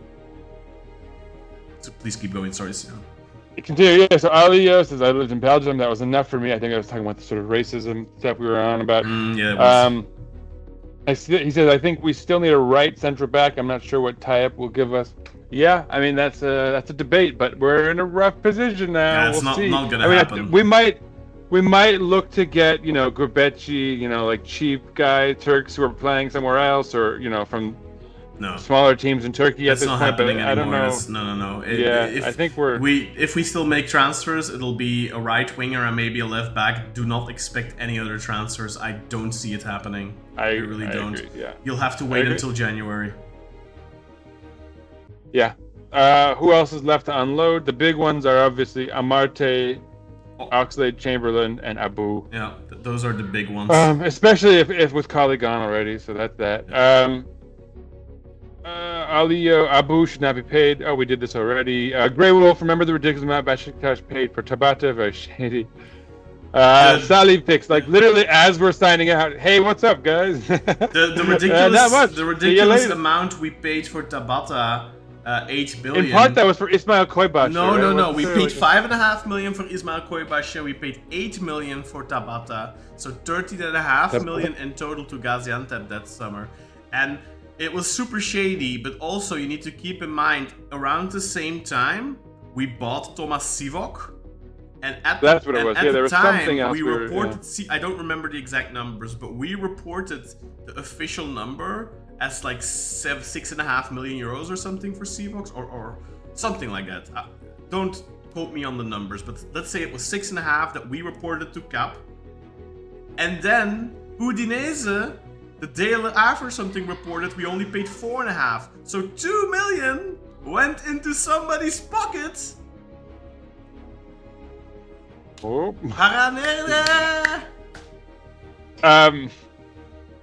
And finally, Ali says Arabian Peninsula is waiting for him, most possibly Qatar. I don't know who that is. That was probably relevant to something we were saying on the spot. Probably about Abu Bakar at Ox.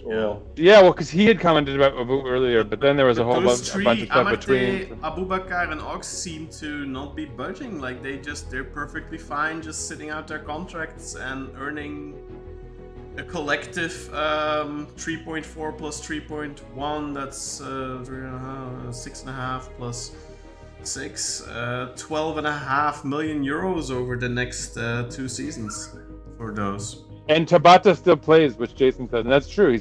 He's still active, which just goes to show you, man. Some people are willing to play into their old age. Was not a bad football player at all. He was brilliant at Gaziantep. He was okay with us. Had he cost 1.5, 2.5, 3.5 million, I was going to say even would 3 have been different. Yeah. But he was for the longest time. I think until Mucci. Our record signing, and then instantly it got broken again by Al Musrati. But until January 2024 or February 2024, Rodrigo Tabata was Beşiktaş's record signing. So, yeah, that's where his name got tarnished for sure. But anyway, it's his fault. Yeah, exactly. He was like Maxim. Shall I wrap this thing up? There's still some stuff. But he would have been seen as such a disaster. It was the price tag that made him such a bad signing. Yeah, he was. If you look at Maxim over the last couple of years for Gaziantep, that's what Tabata was. Tabata was the same player, was a good player, but Beşiktaş was a big step for him. Anyway, before you do take us out, Sinan, there's a few more things. We will be back on Monday in our final post-match episode until after the international break, obviously. So on Monday we will be back. I am going to look and try and reschedule with Toya. Maybe we can do that next week Friday, but that's not a certainty yet. So perhaps we might take Friday off. But I will be, of course, recording a bunch of Europa League related videos in the coming weeks. So expect that kind of stuff as well, and expect perhaps a lot of transfer talk on Monday as well. So Monday will be Sivasspor and hopefully some new arrivals. And Monday, 8 o'clock, I think that works for both of you guys. Or does it not work for you, Kartal? No, it need to be 9. All right. Then it will be 9 o'clock Central European or 10 o'clock Turkish time next week, Monday, assuming that works for you, Sinan. I'm just assuming. Yeah, so. usually. Yeah. So Usually. we'll make it work, right? So next week will be probably at 9. So Monday we'll be back. But that'll do it for this episode of the Black Eagles podcast. We've told you everything there is to talk about Beşiktaş. So there's only one thing left to do. It's important, actually. It's very important. Let's go Beşiktaş! Peace out, everyone. Perfect season so far. Let's keep it rolling. Şimdi Bobo'nun önüne. Bobo aldı. Bobo girdi. Bobo çok babasın.